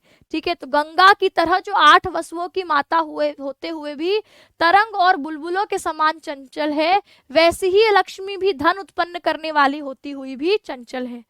अब यहाँ पर इसके आगे के शब्द हमें देखने थे। वसु जननी, वसु जननी का मतलब है जो 8 वसुओं की माता है। तो जो आप महाभारत में या पुराण आदि में प्रसंग देखते हैं, है ना, तो जो भीष्म की माता है ना, भीष्म की जो माता है, उससे पहले, भीष्म से पहले उन्होंने जो और पुत्रों को जन्म दिया था, उनको वो नदी में बहाते हुए चली गई थी ना, तो वे जो 8 वसुओं की माता गंगा है, वह कैसी होती हुई? कहा यहाँ पर उससे तुलना करी है कि यह लक्ष्मी भी माता है। किसकी माता है? धन उत्पन्न करने वाली, धन की जननी है। तो यहाँ पर वसु नाम जननी शब्द से षष्ठी तत्पुरुष, और इसी में श्लेष अलंकार भी है। अपि यानी भी, तरंग, तरंग होती लहर, बुदबुद मतलब बुलबुले, और तरंग बुदबुद तरंगे और बुलबुलों के समान। तरंग बुदबुद शब्द में द्वंद्व समास, तरंगे और बुलबुले, जल की अस्थिरता का सूचक है। ये चंचला यानी चंचल है, तो ये आपके तरंग बुदबुदैश्च चंचला, तरंग के बुदबुलों के समान जो चंचल है, तो इसके द्वारा जो चंचल है, ऐसी यह लक्ष्मी कैसी है? कहा चंचल स्वभाव दिखाती है। तो अब पूरे का अर्थ यहाँ पर पहला अर्थ है कि यह लक्ष्मी अत्यंतिक अविश्वसनीय होकर संध्याकालीन कमल की तरह, जो संचित देश, सेना, खजाना, प्रदेशों से संपन्न राजा है, उसको भी छोड़ देती है। फिर कहा यह लक्ष्मी बेल की तरह टेढ़े मेढ़े वृक्षों अर्थात दुष्टों का आश्रय लेती है। फिर कहा यह जो लक्ष्मी है, ये गंगा की तरह 8 वसुओं की माता होते हुए भी तरंग और बुलबुलों के समान चंचल है, धन उत्पन्न करते हुए भी यह लक्ष्मी चंचल है। फिर आगे कहा दिवस कर गति ही इव प्रकटित विविध संक्रांति ही। दिवस कर मतलब दिनकर, है ना, दिवसकर मतलब दिनकर, दिनकर कौन है? सूर्य। तो गति ही इव, सूर्य की गति के समान, गति ही इव, गति ही इव में आपकी विसर्ग संधि हो गई, गति ही धन इव, है ना, तो दिवसकर गति ही इव, सूर्य की गति के समान प्रकटित, प्रकट करती है विविध संक्रांति। तो सूर्य जो है वह साल भर में 12 संक्रांति राशियों में विचरण करता है ना, जिससे हमारी राशि बनती है। तो यहाँ पर सूर्य की गति के हिसाब से तो राशि होती है, जो सूर्य है वो अलग अलग संक्रांतियों में क्या करता है? गति करता है ना, अलग अलग जो है स्थान अपना बदलता रहता है, तो उसी से हमारी राशि बनती है। तो जैसे सूर्य अलग अलग संक्रांति में क्या करता है? गति करता है, उसके समान यह लक्ष्मी है। तो कहा विविध राशियों में जाना संक्रांति कहलाता है। तो दिवस कर गति इव, दिवस कर की गति के समान, सूर्य की गति के समान यह प्रकटित करती है अलग अलग संक्रांति में जाना, यानी उसकी तरह एक जगह टिककर ना रहना। पाताल गुहा इव, पाताल गुहा धन इव, कौन सी संधि है? पाताल की जो गुहा, गुहा होती है गुफा, है ना, गुहा मतलब गुफा, जो पाताल की गुफा है तो उसमें क्या होता है? तमह, तमह बहुला, तमह मतलब अंधकार, बहुला यानी अत्यधिक अंधकार वाली। तो ये कहा जैसे पाताल की गुफा होती है अत्यधिक अंधकार वाली, ऐसी यह लक्ष्मी है अत्यधिक अंधकार यानी अज्ञान वाली होती है। तो इस प्रकार दिवस कर सूर्य की गति के समान प्रकटित करती है अलग अलग संक्रांतियां। पाताल गुहा इव, पाताल की गुफा के समान तमो बुहवला यानी अत्यंत अंधकार से परिपूर्ण है। तो दिवस करह शब्द में कौन सा समास है? तो कहोगे जो दिन को करता है, दिवसम करोति इति दिवस करह। तो करोति शब्द के हिसाब से यहाँ पर उपपद तत्पुरुष भी हो सकता है। उपपद तत्पुरुष क्रियापद के साथ जब समास होता है। गति ही मतलब उसका जो संचरण है, आपकी गम धातु से 3 प्रत्यय हुआ है यहाँ पर। दिवस कर गति ही सूर्य की गति है ना, दिवस कर गति ही षष्ठी तत्पुरुष, दिवस करस्य गति ही। इव मतलब समान मानो। प्रकटित विविध संक्रांति, प्रकटित यानी आविष्कृत है ना, क्री धातु से त प्रत्यय, प्रकटिता प्रकटित करती है, विविध संक्रांति विभिन्न राशियों का संक्रमण यह प्रदर्शित करती है। पाताल गुहा इव, पातालस्य गुहा षष्ठी तत्पुरुष, पाताल की गुहा, इव समानो तमो बहुला अंधकार से भरी हुई। तो यहाँ लक्ष्मी जो है वह कैसी है? तो कहा आपके बिल्कुल अज्ञान से, है ना, अज्ञान है, अज्ञान रूपी अंधकार से यह लक्ष्मी मानो भरी हुई है, जैसे पाताल की गुफा होती है। तो यह लक्ष्मी सूर्य की गति के समान है, जो विभिन्न स्थानों राशियों में संक्रमित करती है, अर्थात बार बार अलग अलग लोगों पर चली जाती है। यह लक्ष्मी पाताल की गुफा की तरह अत्यंत अंधकारपूर्ण, अंधकार यानी अज्ञान और तमस गुण से भरी हुई यह लक्ष्मी बताई गई है। अब आगे कहा हिडिंबा इव, हिडिंबा इव, यहाँ पर भी देखो गुण संधि है, बार बार गुण संधि आ रही है ना, इव इव शब्द से। तो यहाँ पर क्या है? हिडिंबा, ये हिडिंबा है, इसके साथ इव जोड़ दो, गुण संधि है यहाँ पर भी। हिडिंबा इव भीम साहसई आहार्य हृदया प्राविडी वा, अच्छा पहले इतने को समझो। हिडिंबा इव, हिडिंबा के समान, हिडिंबा जो कि आपकी क्या थी, एक राक्षसी बन गई थी, है ना। तो हिडिंबा जो किससे प्रेम कर बैठी थी? तो कहा भीम से प्रेम कर बैठी थी। तो राक्षसी जो भीम से प्रेम करती थी, ऐसी जो आपकी हिडिंबा इव, हिडिंबा के समान ही भीम के साहस कही आहार्य हृदय, भीम के साहस, भीम की ताकत, भीम के बल, भीम के साहस को देखकर, उसके पराक्रम को देखकर उसने क्या करा था? अपना हृदय जो है उस पर हार बैठी थी, अपना हृदय उसी को दे दिया था। ऐसी हिडिंबा के समान यह भी उन्हीं व्यक्तियों के पास जाती है जो बलशाली होते हैं, साहसी होते हैं, ताकतवर होते हैं। इसके समान ही यह भी साहस ही एक आहार्य हृदया, साहस वाले व्यक्ति, बल वाले व्यक्ति पर ही आकर्षित होने वाली यह लक्ष्मी है। ठीक, तो आप क्या कहेंगे कि हिडिंबा इव भीम साहस कही एक आहार्य हृदया, यानी हिडिंबा के समान जो भीम के साहस से अपना हृदय आकर्षित कर चुकी थी, हृदय जिसका हरण हो चुका था, ऐसी हिडिंबा के समान यह भी केवल बलशाली व्यक्ति को ही आश्रय बनाने वाली, उसी को अपना हृदय देने वाली यह लक्ष्मी उसी के समान है। फिर कहा प्रावृट, फिर प्रावृट वि अचिर द्युति कारिणी ही। तो अब प्रावृट यानी आपकी जो वर्षा ऋतु है ना, और अचिर यानी थोड़े समय के लिए। तो जैसे आपकी वर्षा ऋतु में थोड़े समय के लिए द्युति कारिणी, जब बिजली कड़कती है तो थोड़ी देर के लिए द्युत चमक उत्पन्न होती है ना, तो प्रकाश उत्पन्न करने वाली, वर्षा ऋतु में बहुत कम समय के लिए प्रकाश उत्पन्न करने वाली द्युति कारिणी के समान है यह लक्ष्मी। मतलब थोड़ी देर के लिए आपको एकदम बिल्कुल एकदम चौंधिया देगी, है ना, चमक आपको दे देगी और फिर तुरंत गायब। तो कहा हिडिंबा, तो यहाँ राक्षसी के लिए आया है, ठीक है। और इव मतलब मानो, भीम साहस, भीम साहस मतलब भयानक साहस, या कहो भीष्म का साहस, दो अर्थ निकल रहे हैं इसलिए श्लेष। तो भयानक साहस, भीमस्य साहस, भीम साहस एक आहार्य हृदय, जिसका हृदय केवल भीम के साहस या कहो भयंकर साहस से जीता जा सके।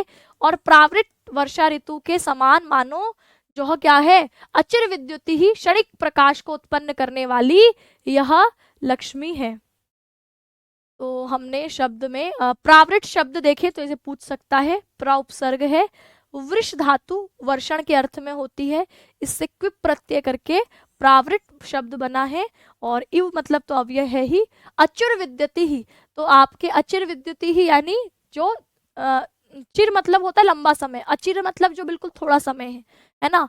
तो अल्पकालिक प्रकाश कह सकते हैं, दीर्घकालिक प्रकाश को चिराद्युति कहते हैं। इसी में हमने नहीं के अर्थ में अचिर द्युति ही कर दिया, अल्पकालिक प्रकाश, ठीक है।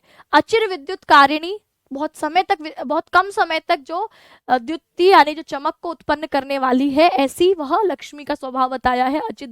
अचिर द्युति कारिणी का ऐसा आएगा सवाल, अचिर द्युति कारिणी का, तो का की जगह आपको लक्ष्मी लिखना पड़ेगा कि अचिर द्युति कारिणी, अल्पकालिक प्रकाश करने वाली कौन, तो कहोगे लक्ष्मी, है ना। कारिणी में क्री धातु के साथ ऋणी प्रत्यय करके कारिणी, करने वाली।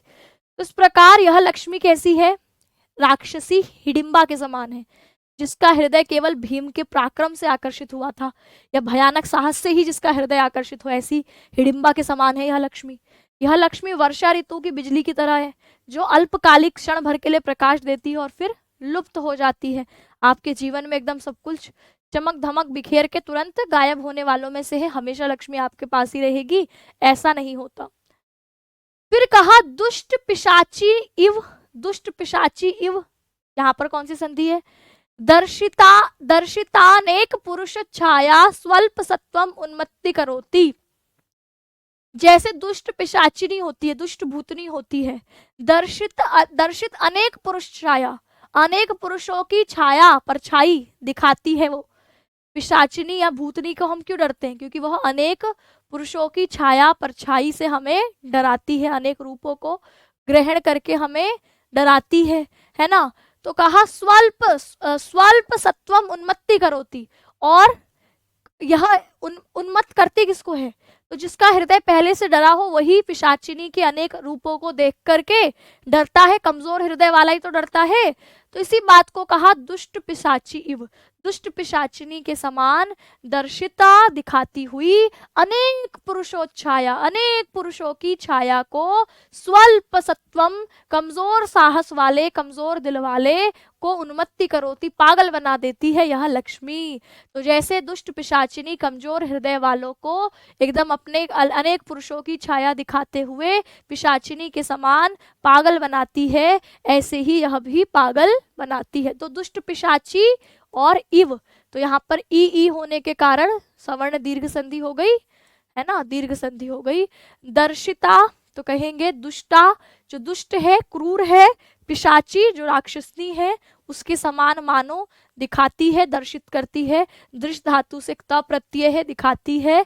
अनेक पुरुषोच्छाया, अनेक पुरुषों की ऊंचाई, अनेक पुरुषों की छाया, है ना। तो अनेक पुरुषों की छाया, दर्शित अनेक जिसके अनेक पुरुषों की उन्नति या ऊंचाई दिखलाई हो, यानी अनेक पुरुषों का एक के ऊपर एक, एक के ऊपर एक, तो ऐसे पुरुषों से बनने वाली जो छाया है ना। स्वल्प सत्वम, अल्प साहस वाले, कमजोर वाले व्यक्ति को, तो स्वल्प सत्वम बहुव्रीहि समास, स्वल्पम सत्वम यस्य, कमजोर है हृदय जिसका, अर्थात ऐसा कमजोर दिल वाला। उन्मत्ति करोति, तो यहाँ पर उन्मत्त में क्री धातु के लट लकार प्रथम पुरुष एक वचन का दूर है, पागल कर देती है। यह लक्ष्मी एक दुष्ट पिशाची के समान है, जो क्या करती है, कमजोर हृदय वालों को अनेक पुरुष की परछाई दिखाकर पागल बना देती है। ऐसी यह लक्ष्मी का स्वभाव बताया है। तो दुष्ट पिशाची इव, दुष्ट पिशाचिनी के समान दर्शिता, दर्शित करती है, दर्शिता अनेक या दर्शित अनेक, दीर्घ संधि है, दर्शित दर्शन कराती हुई अनेक पुरुषों छाया, अनेक पुरुषों की छाया, स्वल्प सत्वम, कमजोर हृदय वालों को उन्मत्ति करोती, पागल कर देती है, ऐसी है यह लक्ष्मी। फिर कहा सरस्वती परिगृहितम, सरस्वती का परिग्रहण करे हुए का, ग्रहितम ईर्ष्या इव, तो यहाँ पर सरस्वती है, फिर है परिगृहितम, तम के बाद है ईर्ष्या, ईर्ष्या, है ना, ईर्ष्या, फिर है इव, ईर्ष्या इव।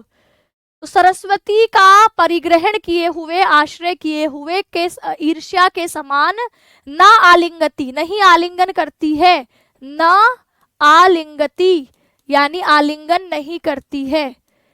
जैसे कोई व्यक्ति बहुत विद्वान है, बहुत क्या है, विद्वान व्यक्ति है, पढ़ा लिखा व्यक्ति है, सना पढ़ने लिखने वाला है, सरस्वती का विद्या का आश्रय लिया हुआ व्यक्ति है, तो उसको ईर्ष्या, ईर्ष्या एव, ईर्ष्या के समान या ईर्ष्या से मानो, ना आलिंगती, आलिंगन नहीं करती। यानी बहुत विद्वान व्यक्ति आपको बहुत गरीब दिखेगा, क्यों, क्योंकि यह लक्ष्मी मानो कि इस पुरुष ने पहले से एक दूसरी स्त्री का आलिंगन कर रखा है। तो जैसे एक स्त्री किसी और स्त्री के आलिंगन किए जाने पर आलिंगन नहीं करती, बिल्कुल ऐसे ही मानो यह लक्ष्मी भी ईर्ष्या करती है ऐसे व्यक्ति का जिसने सरस्वती का आलिंगन कर रखा हो, विद्या को जिसने अपना रखा हो। तो विद्या को आश्रित करने वाले विद्वान व्यक्ति का यह ना आलिंगती, उसको गले नहीं लगाती, ईर्ष्या इव, जलन से मानो नहीं लगाती। तो क्या लिखेंगे, सरस्वती यहाँ पर विद्या की देवी, वाणी की देवी की बात हो रही है।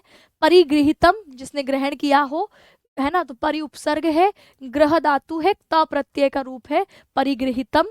जन्म पुल्लिंग, यहाँ पर मनुष्य की बात हो रही है। ईर्ष्या, ईर्ष्या से, तृतीय विभक्ति है ना, तृतीय विभक्ति एक वचन, ईर्ष्या से मानो ना आलिंगती, नहीं आलिंगन करती है। तो आ उपसर्ग में लिंग धातु के साथ लट लकार प्रथम पुरुष एक वचन का, ना आलिंगत में दीर्घ संधि हो गई। गुण, अच्छा ये बोला कि ईर्ष्या से सरस्वती का ग्रहण किए हुए व्यक्ति का आलिंगन नहीं करती। आगे लिखा है जन्म, ऐसे व्यक्ति का जो गुणवंतम, गुणवंतम यानी गुणवान है, ऐसे व्यक्ति को अपवित्रम इव। तो जन्म मतलब ऐसा जन, ऐसा पुरुष, गुणवंतम, गुणवंतम, म आधा है, अब अपवित्रम, फिर है अपवित्रम, फिर है इव। गुणवान व्यक्ति को अपवित्र के समान मानकर ना स्पर्शति, स्पर्श नहीं करती। किसी गुणवान व्यक्ति को यह मानकर कि वो अपवित्र है ऐसा मानकर ना स्पर्शति, स्पर्श ही नहीं करती। तो यह जन क्या करती है, यह मनुष्य को, गुणवंतम मनुष्य को, गुणयुक्त है, शौर्यादि गुणों से युक्त है। गुणवान शब्द में गुण शब्द से वतु प्रत्यय होकर गुणवान बन गया, और गुणवंतम बहुव्रीहि समास, गुणवान है ऐसा वह व्यक्ति। अपवित्रम, उसको न पवित्रम इति अपवित्रतम, यानी उसको अपवित्र मानकर, इव मानो न स्पृशति, स्पर्श ही नहीं करती, स्पृश धातु का लट्लकार प्रथम पुरुष एक वचन का रूप। मानो ईर्ष्या के कारण लक्ष्मी जो है वो सरस्वती के द्वारा आश्रित विद्वानों का आलिंगन नहीं करती, उसको गले से नहीं लगाती, यानी उनके पास नहीं जाती, और गुणवान व्यक्ति को वह मानो अपवित्र समझकर छूती भी नहीं है। तो ये आपने यहां तक पढ़ा आज, ठीक है। अब कुछ क्वेश्चंस कर लेते हैं और देन हम अपनी क्लास को करेंगे ऑफ, ठीक है। चलिए अब फटाफट से आ जाती है क्वेश्चनों की बारी। अभी तक हमने जो जो करा उसको एक बार मैं रिपीट कर दूं। देखिए जो जो हमने पढ़ा है उसकी हम संस्कृत की पंक्तियां दोहरा लेते हैं। सबसे पहले आज हमने यहाँ से शुरू करा था, लक्ष्मी की चंचलता का वर्णन यहाँ पर किया गया है।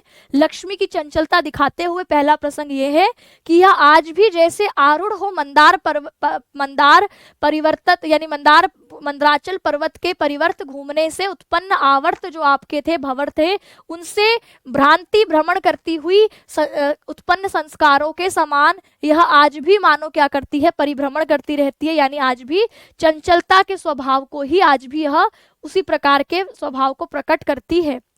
फिर कहा था कमिलिनी के वन में संचरण करने से लगे हुए कमल के डंठल के कांटों से घायल हुई यह कहीं पर भी निर्भर पूर्वक यानी दृढ़ता पूर्वक न अपबाधनाति पदम, नहीं टिकाती है कहीं पदम, पैर को कहीं भी नहीं टिकाती, जैसे कमलिनी के वन में भ्रमण करने से इसके पैर कांटों से घायल हो गए हों। अति प्रयत्न विधृता, अति प्रयास पूर्वक रोके जाने पर भी परमेश्वर गृहेशु, राजाओं के घरों में, विविध गंध गज गंड मधुपान मत्तएव, अलग अलग प्रकार के सुगंधित हाथियों के गंड स्थल से पहने वाले मधुप यानी मद के मत्त एव, उसको पी करके, मदपान मत्त एव, उसको पी करके मदमस्त होती हुई परिस्खलती, फिसल जाती है यह लक्ष्मी। फिर बताया विश्व रूपत्व को ग्रहण करने के लिए जिसने आश्रय बनाया हो नारायण को, ऐसी यह लक्ष्मी है जो अनेक रूपों को धारण करने के लिए ही मानो जो है यहाँ पर विष्णु पर आश्रय जिसने लिया था। ये बड़ी अप्रत्यय बहुला है, अत्यंत अविश्वसनीय है। दिवसांत में जैसे कमल समुचित होने पर मूल दंड कोश मुरझा जाता है, उसके समान ही यह जिस राजा के राज्य में समुचित यानी ठीक प्रकार से मूल दंड कोश मंडल आदि की व्यवस्था है, ऐसे राजा को भी यह इसी कमल के समान, दिवसांत कमल के समान मुंचती छोड़ देती है यह लक्ष्मी। लता के समान, जैसे लता पेड़ों पर आश्रय करती है, ऐसे यह दुष्ट व्यक्तियों पर आश्रय करती है। लता इव विटपकान अध्यारोहति, फिर कहा गंगा इव वसु जननी अपि तरंग बुद्बुद चंचला, गंगा के समान वसुओं की जननी होती हुई भी यह तरंग और बुलबुलों के समान अपना चंचल स्वभाव दिखाती है। दिवस कर सूर्य की गति के समान प्रकटित करती है अलग अलग संक्रांतियों को, जैसे सूरज अलग अलग दिशा में अलग अलग संक्रांतियों में गति करता है, उसके समान ही यह भी एक व्यक्ति के पास टिक कर ना रहकर लगातार संक्रमण करती रहती है, अपनी जगह बदलती रहती है। पाताल गुहा इव, पाताल की गुफा के समान जो तमो बहुला है, अंधकार से परिपूर्ण है, ऐसी है यह लक्ष्मी। फिर कहा हिडिंबा इव, जैसे हिडिंबा के समान। भीम साहस ही एक आहार्य हृदया, भीम के साहस से जिसने अपना हृदय खो दिया था, ऐसी वह हिडिंबा के समान यह भी है, यानी यह भयानक साहस वाले गुणों के वाले व्यक्ति के पर ही अपना हृदय हारती है। प्राविट प्रावृट अविचर द्युति कारिणी, जैसे वर्षा का तुरंत ही अल्पकालिक प्रकाश उत्पन्न करने वाली होती है, ऐसी ही यह लक्ष्मी भी थोड़े देर के लिए आपको जगमग करके तुरंत निकल जाने वाली होती है। दुष्ट पिशाची एवं दुष्ट पिशाचिनी के समान दर्शिता, दर्शित करती है अपने अनेक पुरुष रूपी छाया को। स्वल्प सत्तम उन्मत्ति करोती, जैसे दुष्ट पिशाचिनी अपने अनेक रूपों की छाया दिखाने के कारण, अनेक पुरुषों की छाया को दिखाने के कारण कमजोर हृदय वालों को उन्मत्त कर देती है, पागल कर देती है, ऐसी यह लक्ष्मी है। फिर कहा, ये इंपॉर्टेंट लाइन है, सरस्वती परिगृहितम ईर्ष्या एव न आलिंगयति, सरस्वती का आश्रय ली हुई ईर्ष्या के कारण आलिंगन नहीं करती है। ठीक है, ये इंपॉर्टेंट है। जन्म गुणवंतम अपवित्रम एवं न स्पर्शति, व्यक्ति जो गुणवान व्यक्ति है उसको अपवित्र मानकर उसका स्पर्श नहीं करती है। यहाँ तक हमने देखा। अब आ जाते हैं क्वेश्चंस पर, उसके बाद हम क्लास को करेंगे एंड। सबसे पहले यथेयम का सही संधि विच्छेद क्या है, या पूछ सकता है इसमें कौन सी संधि है, तो क्या बताओगे? यथेयम, यथा धन इयम, आ और ई मिलकर के गुण संधि हुई है। कौन सी संधि है ये? गुण संधि। यथा इयम क्या है आपकी?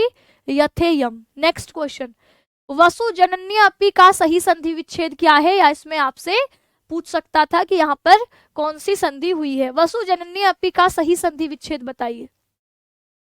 अब तुरंत जवाब दीजिए। ए है वसु जननी अपि, बी है वसु जनन्या अपि, सी है वसु जननी अपि, डी है वसु जनन्य अपि। बताइए क्या होगा? तो कहेंगे वसु जननी अपि, है ना, वसुओं की माता होते हुए भी। तो यहाँ पर जननी और अपि में कौन सी संधि हुई है? यण संधि हुई है। आगे देखते हैं। लक्ष्मी ही किम ग्रहीतुम विष्णोः मूर्तिम आश्रिता, ए है विश्वरूपत्वम, बी है तमो बहुलत्वम, सी है दानशीलत्वम, डी है उदार सत्वम। लक्ष्मी ही किम ग्रहीतुम विष्णोः मूर्तिम आश्रिता, लक्ष्मी ने क्या ग्रहण करने के लिए विष्णु की मूर्ति का आश्रय लिया? तो बताइए, नारायण की मूर्ति का आश्रय लक्ष्मी ने किस लिए लिया? तो आप बोलोगे विश्वरूपत्वम ग्रहीतुम, विश्वरूपत्व को ग्रहण करने के लिए मानो इसने आपकी नारायण की मूर्ति को क्या करा हुआ है? आश्रय बनाया हुआ है। लक्ष्मी ही कस्यः इव तमो बहुला उच्यते, ए है दिवसकर गति ही इव, पाताल गुहा इव, हिडिंबा इव, दुष्ट पिशाची इव।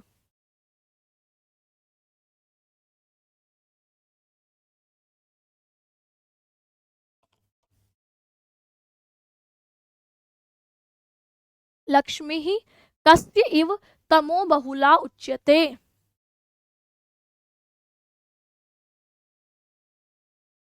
लक्ष्मी किसके समान अंधकार से पूर्ण आपकी दिखती है? तो कहोगे पाताल गुहा इव, है ना, पाताल की गुफा के समान लक्ष्मी क्या है? तमो बहुला है, अंधकार से भरी हुई है, अज्ञान से भरी हुई है, तमस गुण से भरी हुई है यह लक्ष्मी। लक्ष्मी ही कस्य इव स्वल्प सत्वम पुरुषम उन्मत्ति करोति, ए है हिडिंबा इव, बी है तुष्ट पिशाची इव, सी है गंगेव, डी है सरस्वती। अभी अभी आपने पढ़ा है तो अभी गलती नहीं होगी। गलती कब होगी? जब एग्जाम में आएगा, क्योंकि तब तक आप बहुत कुछ पढ़ चुके होगे, पूरा सिलेबस पढ़ चुके होगे, और तब तक रिवीजन नहीं किया तो भूल भी जाओगे। तो फिर जो है बहुत सारे क्वेश्चंस होंगे अलग अलग टॉपिक से, तो कंफ्यूजन भी क्रिएट होगी। तो आज ही पढ़ा है, आज ही के क्वेश्चन है, तो इसमें गलती होने की संभावना 0 है। बाकी सैटरडे के दिन सुबह 4 बजे मैं आप लोगों को शुकनास की प्रश्नोत्तरी पूरी कराऊंगी। तो सैटरडे सुबह 7 बजे, है ना, यूट्यूब पर होगी ये क्लास, शुकनास प्रश्नोत्तरी, सैटरडे 7 AM पर यूट्यूब पर, टीचिंग बाय रोजगार विद अंकित जो यूट्यूब है वहां पर ये क्लास होगी। इसमें एक चीज और रहेगी कि मेरी कोशिश है कि सैटरडे तक हम लोग शुकनास को खत्म ही कर दें, है ना। 3 दिन है हमारे पास, 3 दिन है कि 2 दिन है, आज क्या है, वेडनेसडे है, थर्सडे और फ्राइडे है, ठीक है। तो अगर पॉसिबल हुआ तो थर्सडे और फ्राइडे में मैं आपको शुकनासोपदेश, जैसे हम अभी 1.5 घंटे क्लास कर रहे हैं, तो 2 घंटे पूरा करके, यानी कि 2 घंटे कल क्लास करके 2 घंटे परसों क्लास करके, इन 2 क्लासेस में अगर क्वेश्चन नहीं भी पॉसिबल हुए तो क्वेश्चन को छोड़ देंगे पर कंप्लीट कर देंगे, ताकि सैटरडे को जो शुकनासोपदेश की कंप्लीट प्रश्नोत्तरी हो सकती है ना, 100 क्वेश्चन की, 150 क्वेश्चन की, वो हम लोग एक साथ ही फिर सैटरडे को कर लें, और प्रश्नोत्तरी के तक हमारा सैटरडे को कंप्लीट हो जाए, तो मंडे को फिर हम कुछ और शुरू करें, है ना, कोई और साहित्य का ग्रंथ शुरू करें, ऐसा कोशिश रहेगी। बाकी देखते हैं कल और परसों में कितना कंप्लीट हो पाता है। मेरे हिसाब से हो जाएगा अगर हम 2 दिन 2-2 घंटे क्लास करें तो, ठीक है। चलिए, तो बताइए, लक्ष्मी ही कस्य इव स्वल्प सत्वम पुरुषम उन्मत्ति करोति। तो आप कहेंगे लक्ष्मी किसके समान स्वल्प सत्वम, कमजोर हृदय वालों को, पुरुष को उन्मत्ति करोति, उन्मत्त कर देती है, पागल कर देती है। तो कहोगे दुष्ट पिशाची, दुष्ट पिशाची के समान है, ठीक है, ठीक रहेगा ऐसा। हाँ चलिए, तो फिर ऐसे ही करेंगे, है ना, 2 दिन में हम 2-2 घंटे पूरी क्लास करके और शुकनासोपदेश का काम तमाम करेंगे, ताकि हमें ये वो हो कि भैया चलो एक तो कंप्लीट हो गया। कितनी तारीख से हमारी क्लासेस शुरू हुई थी, शायद 11 अगस्त से, और आज कितनी है, 20 अगस्त है ना, 20 अगस्त है आज। हाँ, तो फिर 12-13 दिन में तो खत्म हो जाना चाहिए, ठीक है। तो फिर हम सैटरडे को उसका, सैटरडे तक कंप्लीट करके प्रश्नोत्तरी कर लेते हैं। लक्ष्मी ही कम ईर्ष्या न आलिंगयति, एह गुणवंतम जनम सरस्वतीम विनीतम शूरम। लक्ष्मी कम ईर्ष्या न आलिंगयति, लक्ष्मी किसको ईर्ष्या से आलिंगन नहीं करती। वैसे कम नहीं होना चाहिए, यहाँ पर केन होना चाहिए, है ना।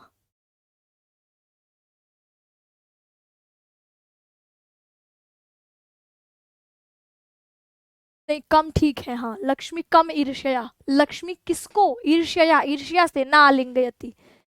तो यहाँ पर इसमें ऑप्शन होना चाहिए, ऐसा व्यक्ति जिसने सरस्वतीम परिग्रहितुम, तो यहाँ पर आना चाहिए था सरस्वतीम परिग्रहितुम, सरस्वती को जिसने ग्रहण कर रखा है, ऐसे जन्म, ऐसे जन को ना आलिंगयति ईर्ष्या, नहीं आलिंगन करती ईर्ष्या से। अब ये कंप्लीट हुआ कि लक्ष्मी ही कम ईर्ष्या न आलिंगयति, तो आप कहेंगे लक्ष्मी ही सरस्वती परिग्रहितुम जन्म, सरस्वती को आश्रय किए हुए जन को ईर्ष्या, ईर्ष्या से न आलिंगयति, नहीं आलिंगन करती। लक्ष्मी ही कम अमंगलम इव न बहुमन्यते, एह उदासत्वम, बी है अभिजातम, सी है सुजनम, डी है मनस्विनम। ये क्वेश्चन नहीं हुआ है ना अभी, ठीक है, आगे बढ़ते हैं। ये अभी नहीं हुआ है, हाँ। लक्ष्मी ही कम अपवित्रम इव न स्पृशति, ए है गुणवंतम, बी है अभिजातम, सी है मनस्विनम, डी है उदार सत्वम। लक्ष्मी ही कम अपवित्रम इव न स्पृशति, लक्ष्मी किसको अपवित्रम इव, अपवित्र मानकर न स्पृशति, स्पर्श नहीं करती। तो आप बोलोगे गुणवंतम जनम, गुणवान व्यक्ति को यह अपवित्र के समान स्पृशति, ना, स्पर्श ही नहीं करती। प्रावृत इव इत्यस्य अर्थः का शरत ऋतु, वर्षा काल, ग्रीष्म काल, हेमंत काल। क्या बताया था, प्रावृत इव, तो आप कहेंगे वर्षा काल, है ना, वर्षा काल के समान। सरस्वती परिग्रहितम इत्यस्य समासः कः, सरस्वती परिग्रहितम, इसका समास है कर्मधारय, तृतीया तत्पुरुष, षष्ठी तत्पुरुष, बहुव्रीहि। बताइए, तो आप कहोगे सरस्वती परिग्रहितम, ये दोनों पद मिलकर के एक ऐसे व्यक्ति को बता रहे हैं जिसने क्या कर रखा है, आपके सरस्वती का परिग्रहण कर रखा है, ठीक है। तो जिसने सरस्वती का परिग्रहण कर रखा है, ऐसे उस व्यक्ति को ना आलिंगयति, नहीं आलिंगन करती है। तो सरस्वती परिग्रहितम विशेषण है किसी अन्य के लिए, तो ये विशेषण है किसी अन्य के लिए, तो कौन सा समास होगा, बहुव्रीहि समास। भीम साहसः इत्यत्र कः समासः, भीम साहसः कर्मधारय, षष्ठी तत्पुरुष, द्वंद्व और बहुव्रीहि। अब भीम साहसः देखेंगे तो इसमें 2 तरीके से हम इसका विग्रह कर सकते हैं। तो भीमस्य साहसः, भीम का साहस, एक हम करेंगे कि भीम साहसः मतलब भयंकर साहस।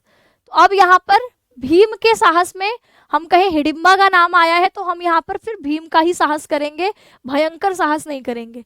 तो भीम का साहस यानी षष्ठी तत्पुरुष भीमस्य साहसः, भीम का साहस। ठीक है।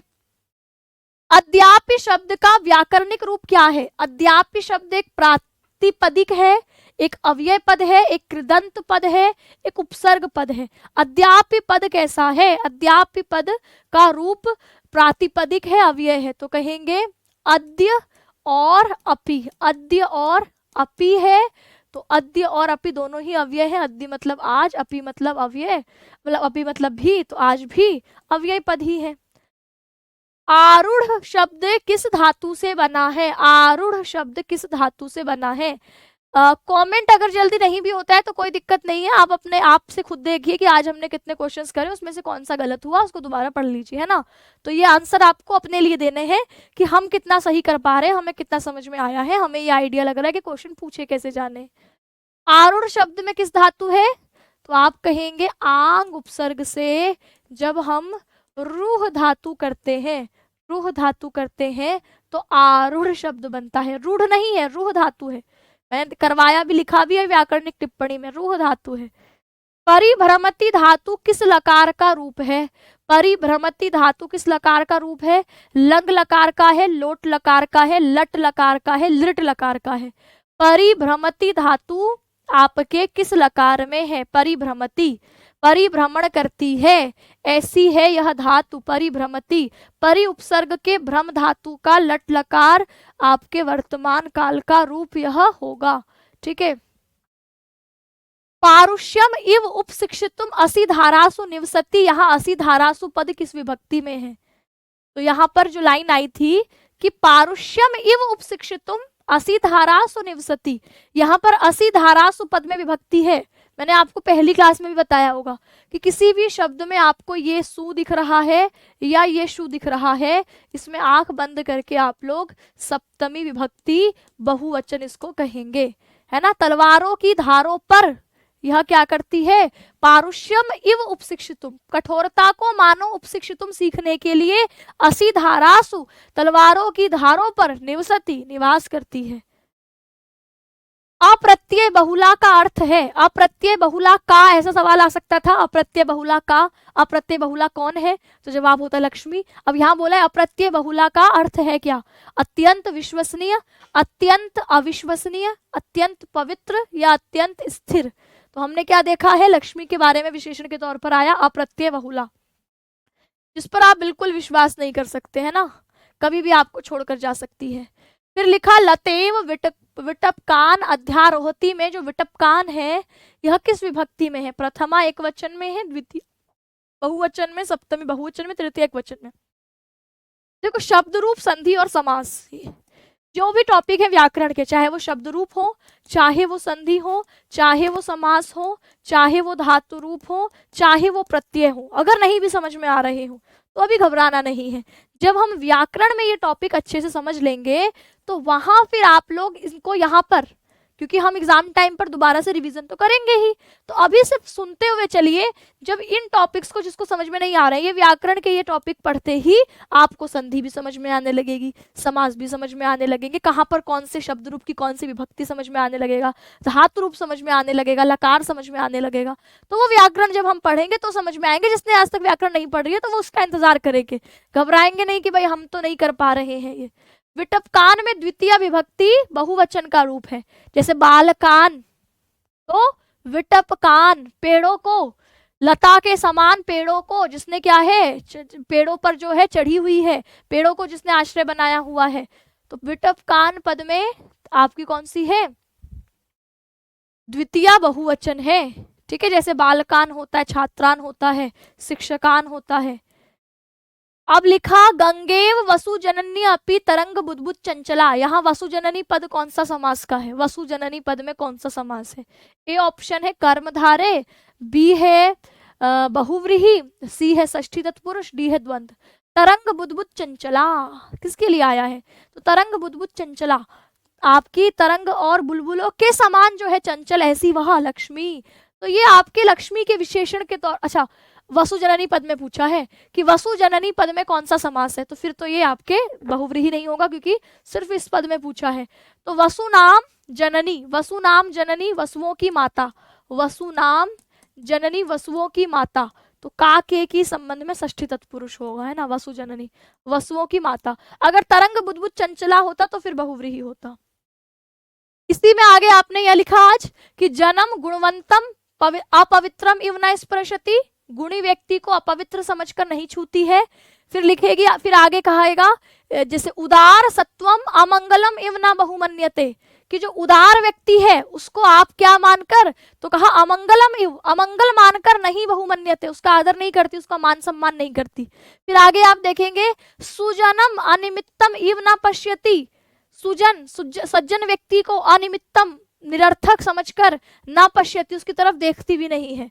फिर आएगा अभिजातम इव लंघयति, कुलीन व्यक्ति को बिना कोई देखे लांग जाती है ना, लंघयति लांग देती है उसको अभिजातम, अच्छे कुल खानदान वाले व्यक्ति को मानो जैसे लांग जाती है। तो ये अभी आगे आप इसको पढ़ेंगे, आगे भी ये जैसे शूरम कंटकम इव परिहरति, शूर वीर व्यक्ति को क्या करती है, कंटकम इव कांटे के समान परिहार कर देती, त्याग कर देती है।